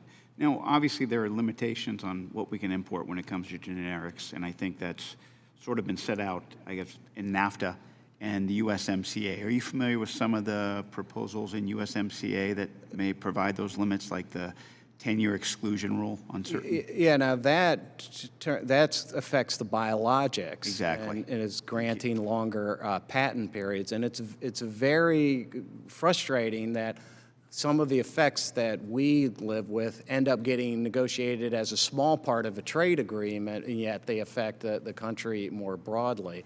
And it is something that we need to pay attention to. I don't feel particularly expert in it, so I hope you're not going to drive me much deeper on this one. But Understood. Well, thank you very much. I appreciate it. I yield back my time. I thank the gentleman. The chair would recognize the gentleman from New York, Mr. Reed, to inquire. Well, thank you, Mr. Chairman, and truly this has been a great panel of witnesses and input here, and I appreciate the focus on this. And I would be remiss if I didn't thank my colleague from Colorado, Diana DeGette, who she and I teamed up as co-chairs of the Diabetes Caucus with both type 1 diabetic children to really take a deep dive into insulin pricing. And so I'm really glad to hear a lot of discussion today about insulin prices and what's happened there. I also like to take a moment and thank you, Dr. Miller, and the foundation you represent. John and Laura Arnold are people I've met, I've talked with, saw their NBC News segment where they are committed to taking on this issue and getting it resolved. So you're a testament to them. appreciate that. Yeah. And Ms. O.J. Wumi, I so appreciate your story, and I hope today demonstrates to you that Republicans and Democrats want to come together to solve this problem that you so correctly and greatly represent and articulate with your life story. And I'm going to take a gamble here, and I'm going to try to see if I can crystallize a lot of the testimony that we heard today. And if you would bear with me, Ms. O.J. Woomy, we're talking about marketplaces here. And I think there's a great disparity between the understanding of the marketplaces from you as a patient and the doctors, and then what a lot of the testimony has been focused upon is other actors in this area. So as an American citizen who's lived this story, to you, what is the marketplace? Who's the buyer and who's the seller in your pharmaceutical transaction? In my thought, I've always thought of the doctors and the big pharma companies as the sellers and the patient as the consumer. And I got my degree in government and politics, so I'm aware that price is created out of demand. But I'm also aware of the fact that medicine shouldn't be looked at as an industry. When doctors take the Hippocratic Oath, their oath is to help heal patients. But see, this is, I think, the issue here, Ms. O.J. Woomy, because you're absolutely right. Most Americans believe the buyer and seller are you, the doctors, and the pharmaceutical company that are there. But I'll turn to Dr. Miller and Dr. Antos. To you, in the Medicare world in particular, who's the buyer and seller? Who's the buyer, Dr. Miller? I think in the Medicare program, you have, it really reduces down to the taxpayer and then the patient who pays a premium. But who's paying the transaction? Who's negotiating the transaction? I think in D, it's the insurance plan and the PBM. In B, it's the physician. Okay, so it's really, it's people between, so that marketplace is much different than what the American people understand the marketplace to be, correct? I mean, the patient wasn't indicated in your testimony to us. And so the issue that I'm trying to get to is when they're negotiating that transaction in Part D, and we talked about list prices today, why would the patient be calculating their deductible, their coinsurance, off of that list price when that list price has nothing to do with the fundamental transaction of Medicare Part D? That's not what the transaction results in Medicare Part D. The list price is an artificial number, as I look at it. And you're charging the patient their deductible and their coinsurance off that list price. I've never heard anybody give me a rational explanation as to why that would occur. Is there a policy reason why we should be charging the patients based on the list price that has nothing to do with the marketplace that we have intentionally or unintentionally created under Medicare Part D? And I think the issue they have to resolve in order to answer that question is the way D is set up, the ultimate net price happens long after the transaction at the counter. Correct. And right? so, you know, it's made up through the rebates, through the rebate that comes at the end. So you would have to solve that transaction in order to bring the discount. So nobody did this by design. Nobody set this system up and said, we want to charge patients based on a list price that has an incentive under Part D, in my opinion, to just keep going up and up and up. And what they're eating, what the patients are eating, is nothing that we put in motion. This is an unintended consequence of this marketplace, is it not? Yeah, and we're not you and I are not disagreeing that the patient is paying too much here. The question, and I don't. How do we fix that? I got 8 seconds left. A couple of things. We've talked about the notion of putting more pressure on the PBMs in order to negotiate the prices through the change in the risk structure that everybody on the panel has spoken to. If you wanted to be more aggressive, you could change the underlying structure and move away from the rebate model. We don't have the seconds to talk through that. That's a bigger change, but that would bring your discount to the patient at the counter. But there's definitely some issues that would have to be worked through. And that's definitely what we want to do. We want the patients to get the benefit of this transaction. I thank the gentleman. The gentlelady from Florida, Ms. Murphy, is recognized to inquire. Thank you, Mr. Chairman, and thanks to the witnesses for your testimony and your endurance. I think there are a few issues that come up more in conversation with my constituents in Central Florida than the high and unpredictable price of prescription drugs. The conversations tend to be really moving and the feelings are really raw. You know, understandably, my constituents are confused, anxious, and sometimes really angry. And that's because when they look at the system, they don't understand it. It's opaque, it seems arbitrary, and from their perspective, it doesn't even seem like the system was designed to be with their best interest in mind. I want to tell you a little bit about Sandra. She's a 66-year-old retiree living in Orlando. She's on Medicare, having worked her entire life and paying into that system. Her only income is Social Security, $1,200 a month. Like many Americans, Sandra has diabetes, and her medications used to cost $100 a month. But not long ago, for reasons she cannot explain and can't be explained to her, the cost tripled to $300 a month. And as you can imagine, she's on a fixed income. And so tripling the price of her drugs basically puts her in a situation where she can't afford her medicine and her bills for food and housing. So she's basically stopped taking her medicine altogether. And here she is at 66 in her retirement, considering going back to work so that she can simply afford her medicines. But unfortunately, she's so sick because she's not taking her medicines, she can't work.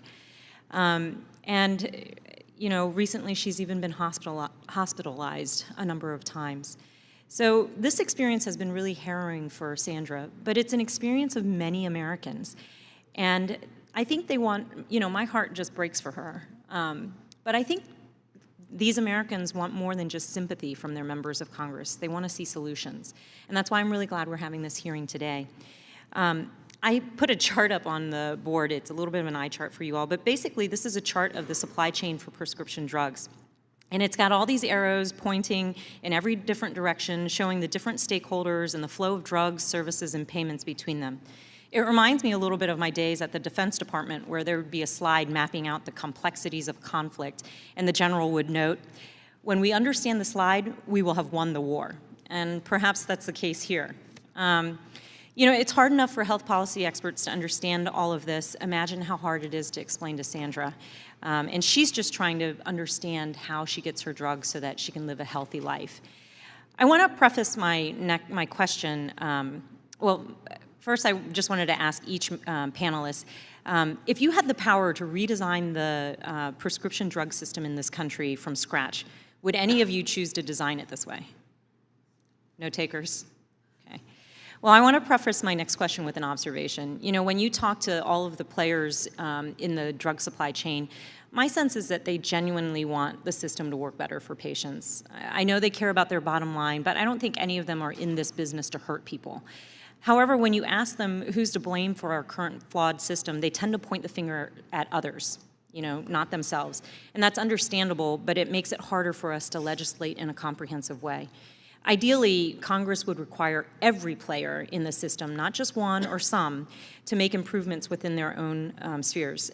I think everyone needs to be a part of the solution for it to be effective and enduring. So I'd like to ask Dr. Miller, if you had to name one change we would require of each player in this system, think a bit about it as the first best step for each actor, what would that one change be? With respect to Medicare, I would ask that the risk structure for the PBMs be changed. With respect to a set of high-priced, low-competition drugs, and this would come from the manufacturer, I think those prices would have to be set differently than inside the PBM system, either through reference pricing or through a negotiation process. I'd probably still look for patent reforms as well, and which would also come from the manufacturer. Those would be at least two places that I would go to on that chart. Thank you. My next question is for Ms. Sachs. We've spent a lot of this hearing talking about people who do have some sort of coverage, but there are a number of people who are uninsured in my community. Florida has some of the highest number of uninsured. How do those people get access to the drugs they need, and who ends up paying for it? Well, often they don't, unfortunately, and the answer is we all often end up paying for it if the patient gets sick enough to go to the hospital, where we do end up covering their care through other sorts of programs. So it's absolutely the case that making sure that patients having access to the drugs they need is a benefit, not only for those patients, but also for the system as a whole. Now, there are, of course, patient assistance programs that can be helpful in some cases for some of these patients, but as we've heard a little bit, we don't know exactly who is being helped, under what circumstances, how far. So it's very important to consider expanding access to healthcare and health insurance so that these patients can afford these medications. Great, thank you, and I yield back. I thank the gentlelady. The gentleman from California, Mr. Gomez, is recognized to inquire. Thank you, Mr. Chairman. This is I'm glad you put up the chart, because I've seen that chart before, and it's definitely hard to follow. And then on Sandra is a senior citizen on fixed income, just like people that are senior citizen fixed income in my congressional district. But now those seniors are starting to file their taxes, so they're on fixed income and starting to realize they owe taxes for the first time in 20 years. So it's we can't look at all this in just in a silo, because people don't live that way, right? They live with housing costs, transportation costs, fuel costs, health costs. So unfortunate, Sandra is probably going to take a big hit when it comes to her taxes this year after that tax reform that was passed. But I want to just kind of go on and ask a few questions. One of them, a colleague on this committee at the beginning said we should allow the market to lower costs like the cell phone in your pocket. I'm not sure if anybody on the had follow up on that comment, but Mr. Miller, can we lower drug costs like a cell phone in a pocket through competition or a flat screen television? I think the fundamental difference is what is granted to the manufacturer at the beginning of the process, the patent and exclusivity, patent and market exclusivities that they get, and their ability to continue to build and extend them that differentiates the drugs from the cell phone. That's at least one way they're different. So they're different. I think so, yeah.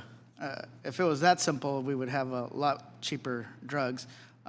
Dr. Antos, you're more of a free market guy. Do you believe the market alone could solve or lower drug costs of prescription drugs? Well, clearly part of our problem is insurance. I mean, your example with the cell phone is illuminating in the sense that if I buy a cell phone, I'm buying it. You're not paying for it for me. I wish you would, but you're not. And so therefore, I'm much more aware of the cost. I may not be that knowledgeable about the technical aspects of it, but other people are. That's how product markets that do not have third-party payment generally operate. So we have a general problem. This is not just a prescription drug problem. We have a general problem in healthcare that third-party payment gets between the patient and the provider in a way that conceals the cost and leads to inefficiencies. Yeah, but there's also a difference, right? A person who doesn't have, you don't have a cell phone, you're not going to die because you don't have that cell phone. Yeah, you might not be able to play whatever, Candy Crunch or anything like that, but you're not going to die. And you're not going to end up in the hospital, which you're going to cost people more out of their tax pockets because we have an obligation to take care of those people when they get to the emergency room, right?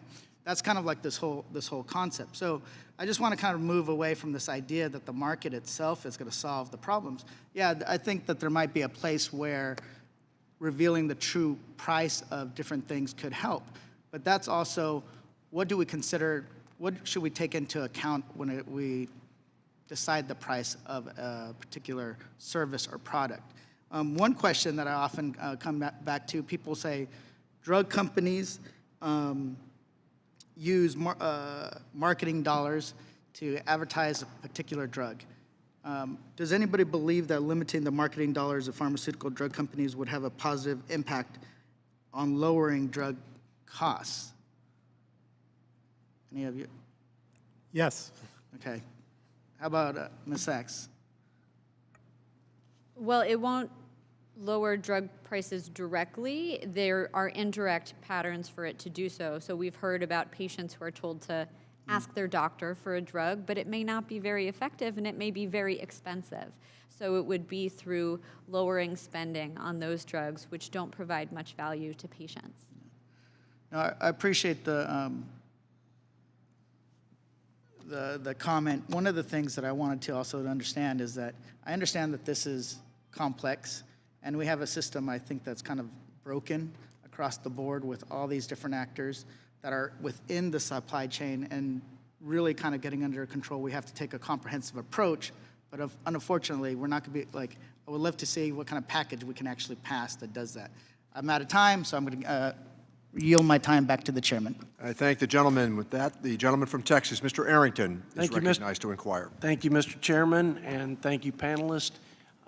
We, at the end of the chain here, get to have the benefit of the discussion and the questions and answers, and so my comments will be more observations. I may have a question or two, and I appreciate the dialogue just preceding my time about markets.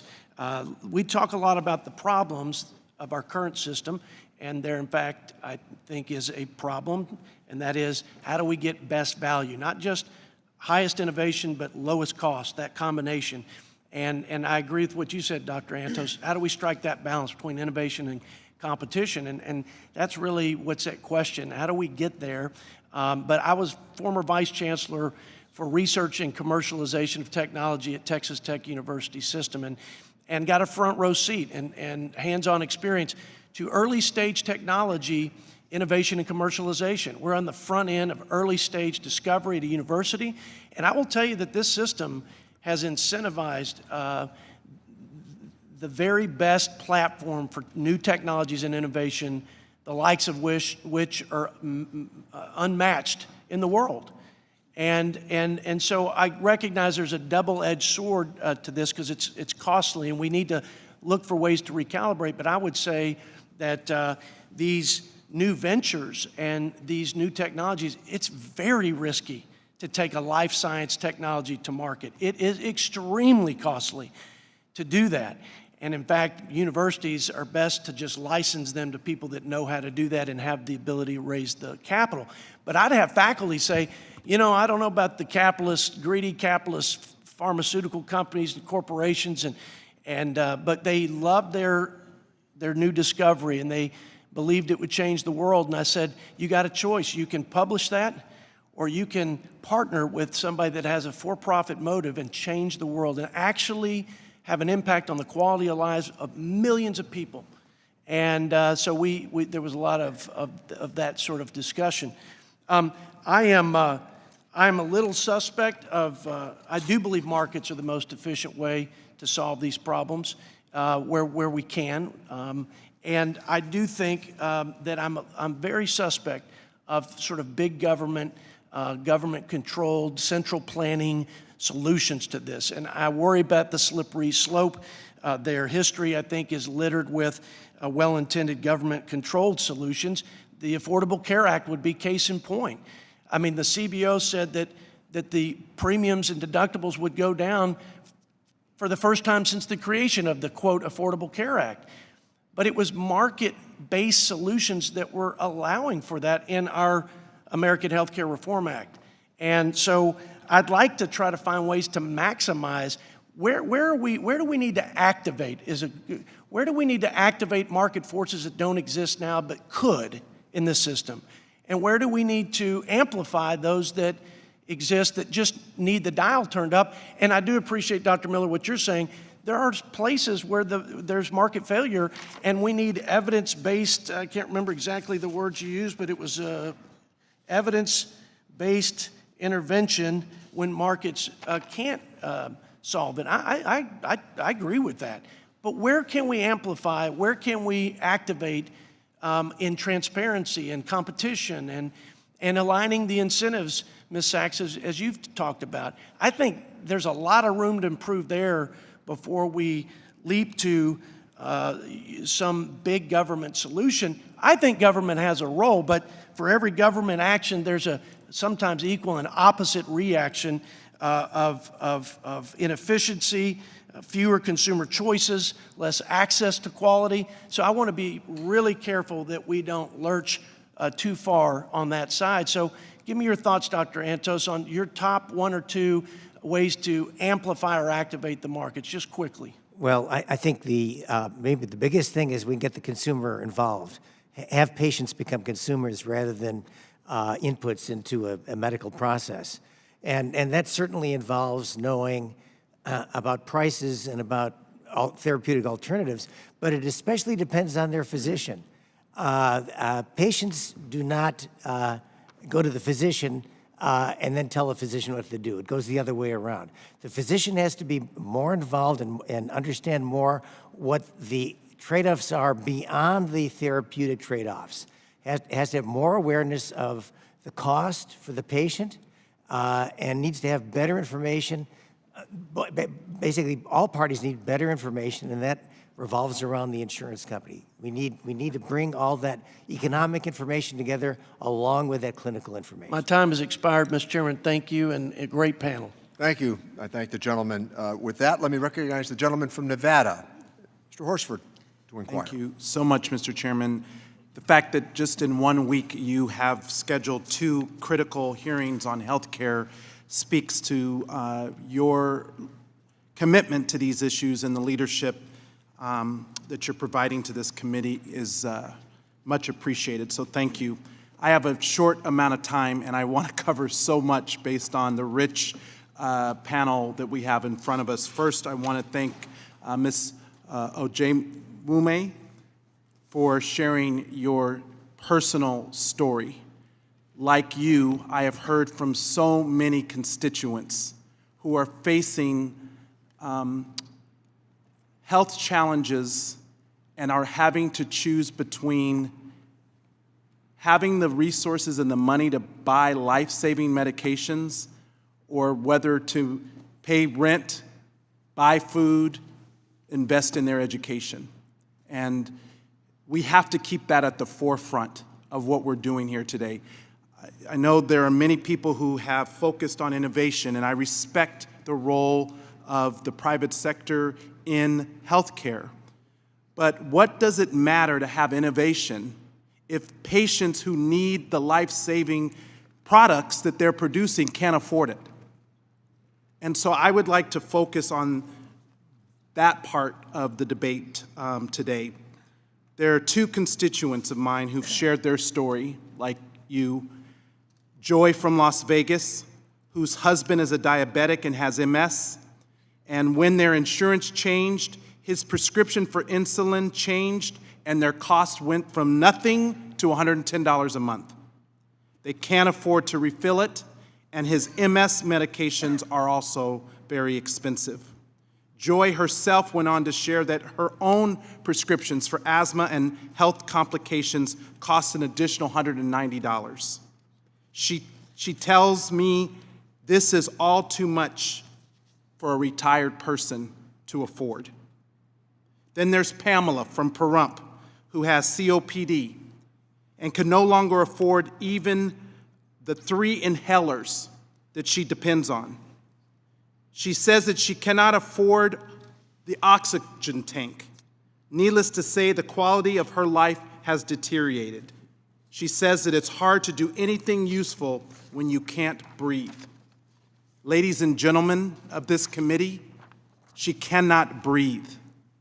A constituent, an American citizen, cannot afford to breathe because of policies affecting them that we in Congress have an ability to affect and change.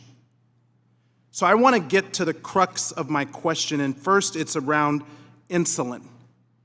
The cost of insulin since 2002 has increased 197%. Some of this is due to increased diagnosis and prevalence, and some is due in part to high-priced insulin. Dr. Miller, aside from these factors, what are the drivers contributing to the increased price tag of insulin? So you have a couple of 3 manufacturers who are able to maintain their monopolistic positions by adding patents, often through the delivery devices, and they also engage in activities to keep competitors off the market. And is there a generic available for insulin? I don't think that there is a readily available generic. So over 100 years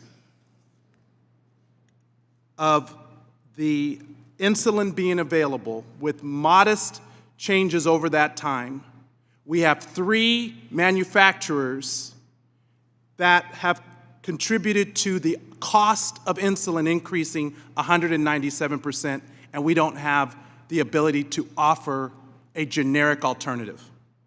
Ms. Sachs, most of my colleagues have talked about the fact that 5 of the largest drug manufacturer companies spent 70% more on marketing and admin costs than on research and development, which we've heard over and over. Are the details of those costs disclosed to the public on marketing and admin costs? Typically, no, they're not. So how are we supposed to know whether these are legitimate costs or not? And where is the proprietary argument as to why that information cannot be disclosed? We've already seen this very complex chart that Congresswoman Murphy helpfully put up. Much of that information is kept secret, and it is very difficult for us all to know exactly which factors go into the costs that they do report, and then how the money is distributed within the system. And learning more information about that would help us propose more evidence-based ideas to you all. Thank you, Mr. Chairman. I know I'm out of time. I have 20 more questions. I will submit them for the record and hope to have your response. I thank the gentleman. With that, the gentleman from North Carolina, Mr. Holding, is recognized to inquire. Thank you, Mr. Chairman. Dr. Antos, we've got a lot of good drug pricing ideas floating around the committee room today, and one of them is to use the drug pricing policies that are used in Medicaid today in the Medicare program. And one idea that is gaining traction is an inflation cap on price increases for certain drugs in Medicare Part B. So my questions is how does the current pricing policies used in Medicaid and the VA limit access or drive higher prices in the rest of the market? Specifically, what impact do you think an inflation cap in Medicare would be likely to have on the price of drugs in the private market? And would it create an incentive for drug companies to increase or decrease their prices? So on the inflation cap, I believe that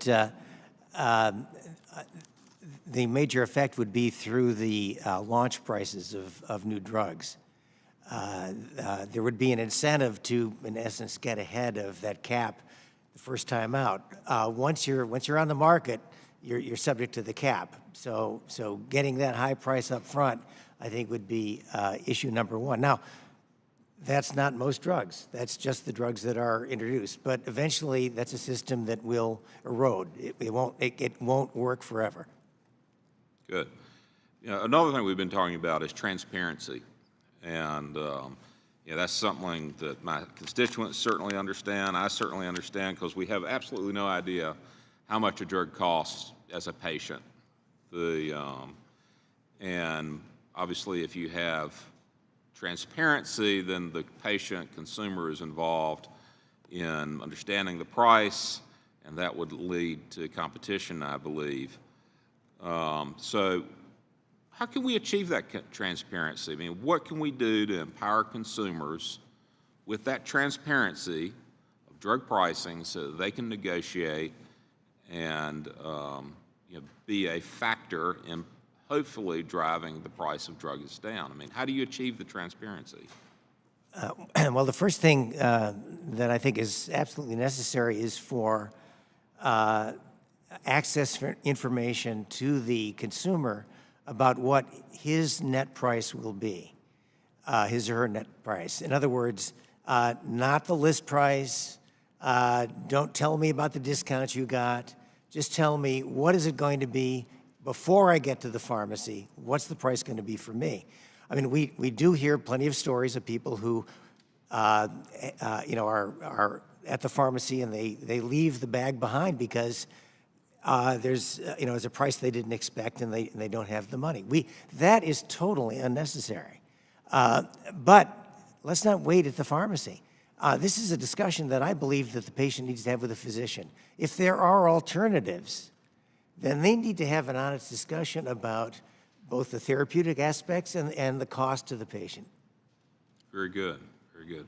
Mr. Chairman, I think this has been a very informative panel. I appreciate you convening them, and I yield back. Appreciate the gentleman's comments, and with that, I would recognize the gentleman from Illinois to inquire, Mr. Davis. Thank you very much, Mr. Chairman. You know, as I listened, I represent a congressional district that has 24 hospitals, 4 outstanding medical schools, 2 schools of public health, a number of research institutions, great health institutes. And I've been involved in health now for 40 years. I've been a member of the American Public Health Association, the World Health Organization, National Association of Community Health Centers, American Psychological Association. I've attended thousands of meetings about health. I've been in hours of discussions and lectures.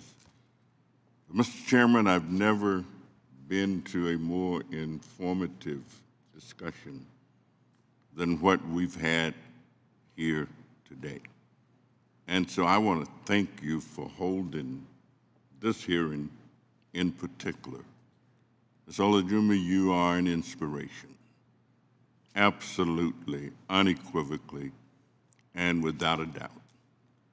You remind me of 2 people that I've had the good fortune to work with.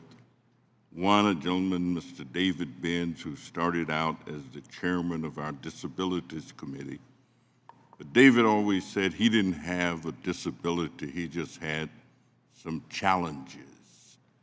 And like David, you have accepted and worked with your challenges as an advocate that obviously inspires people all over the world. The other is a fellow, Reverend Steve Richardson, who co-chairs my minister's advisory group. Reverend Richardson has had 2 heart transplants and a kidney transplant, has 2 jobs, works every day, and still serves as an advocate, works with a group called the Gift of Hope that provides help for individuals seeking transplantation. And so everything that I've heard today is relevant, and it really reminds me of my parents. My father was of the opinion that there were no simple solutions for very complex problems. And my mother would counter with, yeah, that's true, but wherever there is a will, there is a way. But if you want to go south, the first thing you got to do is turn and face that direction. And every time you take a step, you get a little bit closer to Mississippi. But if you're heading up towards New York, chances are pretty good that you're not going to get to South Bend. I've always been appreciative, Mr. Ruther, of the United Auto Workers' quest for improving the quality of life, not just wages and fringe benefits, but quality of life. And so this idea of looking at greater utilization of generics didn't just fall from the sky. How did you all arrive at that as an approach? I think many people were involved in the push to make generics more available, but we now face the challenge with getting biosimilars to market with all these new, very high-priced biologics and specialty drugs, and also with insulin, which has only recently been named by the FDA to be a biologic. So that's sort of the new frontier, but we have to do the same thing that we did back with the original Hatch-Waxman legislation to make sure that there is a pathway to get these less expensive products to market more quickly. Thank you, Mr. Chairman. I believe firmly in a national health plan. I make no bones about it. I believe in Medicare for all, and I think, Mr. Chairman, today we've taken a step and we're on our way. I yield back. I thank the gentleman. With that, the chair would recognize the gentleman from Georgia, Mr. Ferguson, to inquire. Thank you, Mr. Chairman, and I'm going to be y'all's favorite member today because I think I'm dead last, and so you're going to be the favorite member today. So, as we go through this, I want to thank y'all for your time today. There've been some great conversations here, really good questions from both sides of the dais here. Whether it's a question about the high cost of and the wrong incentives on Part B medications, whether it's as the question my colleague from Washington State asked about some of the perverse incentives from Part D. Really good conversation about patent reforms that have taken place here today, and I'd even push even further to say, should we look further at our tax code to maybe be more innovative with that so that we incentivize more on the front end and more research and development, because right now it seems like we have to recover that cost on the back end. Maybe it's weighted differently, and it's just something to consider. But in that model, I want to take just a minute and see if I've got part of our system right. It seems like what we do in all of this is we incentivize this kind of weird deal where you have to raise the price to give a bigger discount that ultimately doesn't show up in your bill at the pharmacy counter, okay? Not clearly. So it just seems pretty opaque the way that this happens, all right? Can anybody in a very short period of time, in the way that you would talk to a constituent, please don't read them the phone book, please don't make it overly complicated, but can you explain how we incentivize a higher drug cost to actually fund this very complex supply chain in the middle, and tell me where the discount actually winds up? And I'll start, Dr. Miller, if I could start with you, and I'm gonna since you get to do what I do and answer this in 30 seconds, you got 30 seconds. Yeah, okay. The way it's generally supposed to work is the price and the PBM and the manufacturer negotiate the price. There's a discount. Discount comes at the end of the process, and that's supposed to be reflected in the premiums that people pay in a subsequent year, and then they have coverage as a result of that. In Medicare, the incentive structure in particular encourages using high-cost drugs and encouraging high-cost drugs, and that is what is helping inflate the Medicare costs, and you need to change the risk structure in Medicare to get. Got it. Okay. Thank you. I don't mean to cut you off, but Dr. Antos, can you touch on that as well? Put your microphone on, please. I agree with Mark, and the premiums are in fact held down for Medicare beneficiaries. The person holding the bag is the taxpayer. Okay. So it sounds like, and at the risk of overgeneralizing this and making men and women of the cloth angry, it seems like we've created something called a preacher's discount. It's what some folks back home refer to. Someone comes in, you raise the price. If something costs $100, you charge them $200 and then give them a 50% discount to make everybody feel better, okay? And I don't mean to make light of it, but when you try to explain this to a patient, and I was in practice for 25 years, or you try to explain that to a customer at the pharmacy, it's the most opaque process that I've seen. And it's really not fair. I'm not trying to say that the drug companies are wrong, or the PBMs are wrong, or the pharmacies, or excuse me, the insurance companies are wrong, or the hospitals, or the doctors. Just know that the patient is having to pay more out of pocket, year in and year out.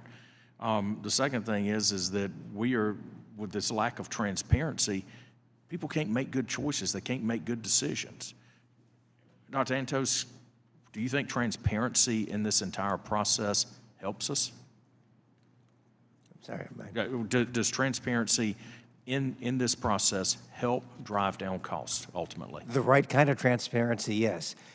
It has to be the price that is relevant to the decision maker.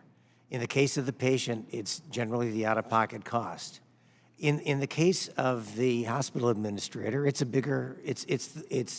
a larger cost. In the case of the PBM, it's a different cost. Every actor in the system is properly focused on different prices.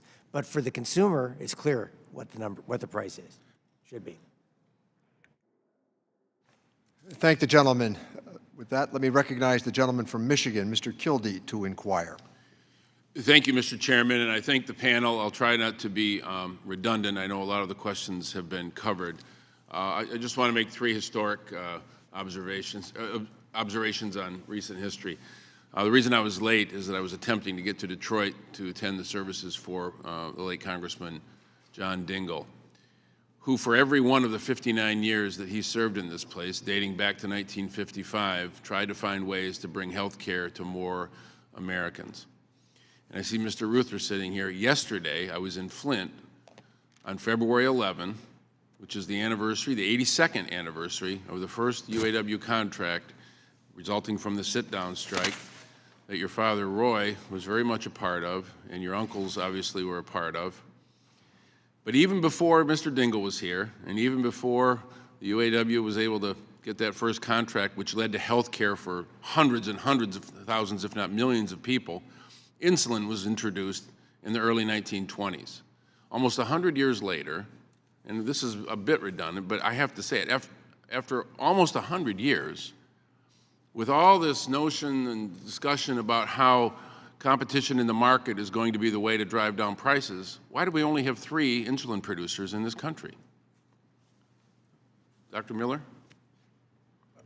I mean, I think it is because manufacturers can take advantage of the patent extensions and exclusivity, market exclusivity rules that they can maintain their monopolistic position, keep competitors off the market. I think that's a huge piece, and then I think sometimes they directly go at competitors and either force them off the market or pay them to stay off the market. So I'm glad you said that, because the implication of some of the comments that we hear in this debate is that we need to keep government out of it, and I think we have to ask ourselves, in what way?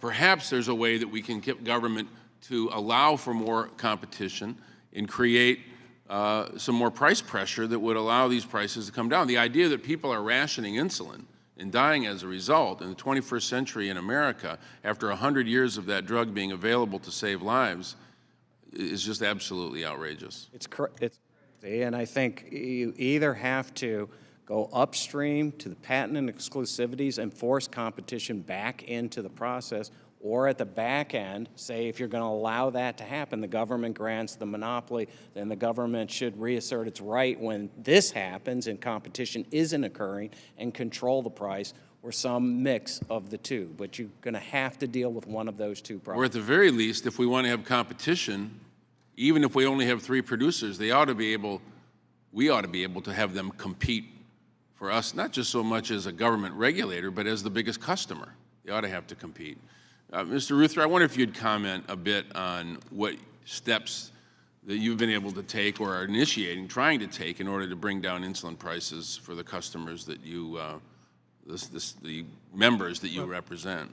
We've not been able to do that. Insulin's been our single largest drug spend, and part of the problem... So utilization is down, as I understand it, and yes, and your costs have gone up over 50%. Exactly. In a 4-year period. I agree very much with what Mr. Miller has said in terms of the solutions, getting at the patent abuses, but we also think there's a need for immediate action to get at the high prices. And, there's been talk about rebates before, but the companies give rebates to try and get a preferred position in your formulary.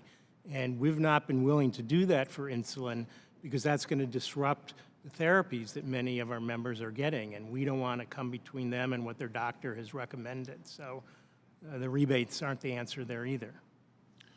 Thank you. I'll yield back my time. I just want to thank you for this this hearing, Mr. Chairman. It's an important hearing, and it's a source of a lot of frustration for many of us, especially those of us who have family members who depend upon insulin. My daughter, who's 26 years old, was diagnosed as a type 1 diabetic when she was 7 years old. We're one of those families that pay real close attention to this issue, and I encourage you to continue to speak out in the way that you have. So thank you. I yield back. I thank the gentleman. I think we would all agree that the members' questions were really well targeted and the responses from the witnesses were superb. So I want to thank the members and the witnesses for your participation today. It's been an opportunity to begin our examination of the current drug pricing challenge, and I expect it will be the first of multiple committee meetings focused on the topic. I look forward to working with colleagues on both sides of the aisle to identify solutions. Please be advised that members have 2 weeks to submit written questions to be answered by the witnesses later in writing. Those questions and answers will be part of the formal hearing record. With that, the committee stands adjourned. Thanks, Kev. That was good.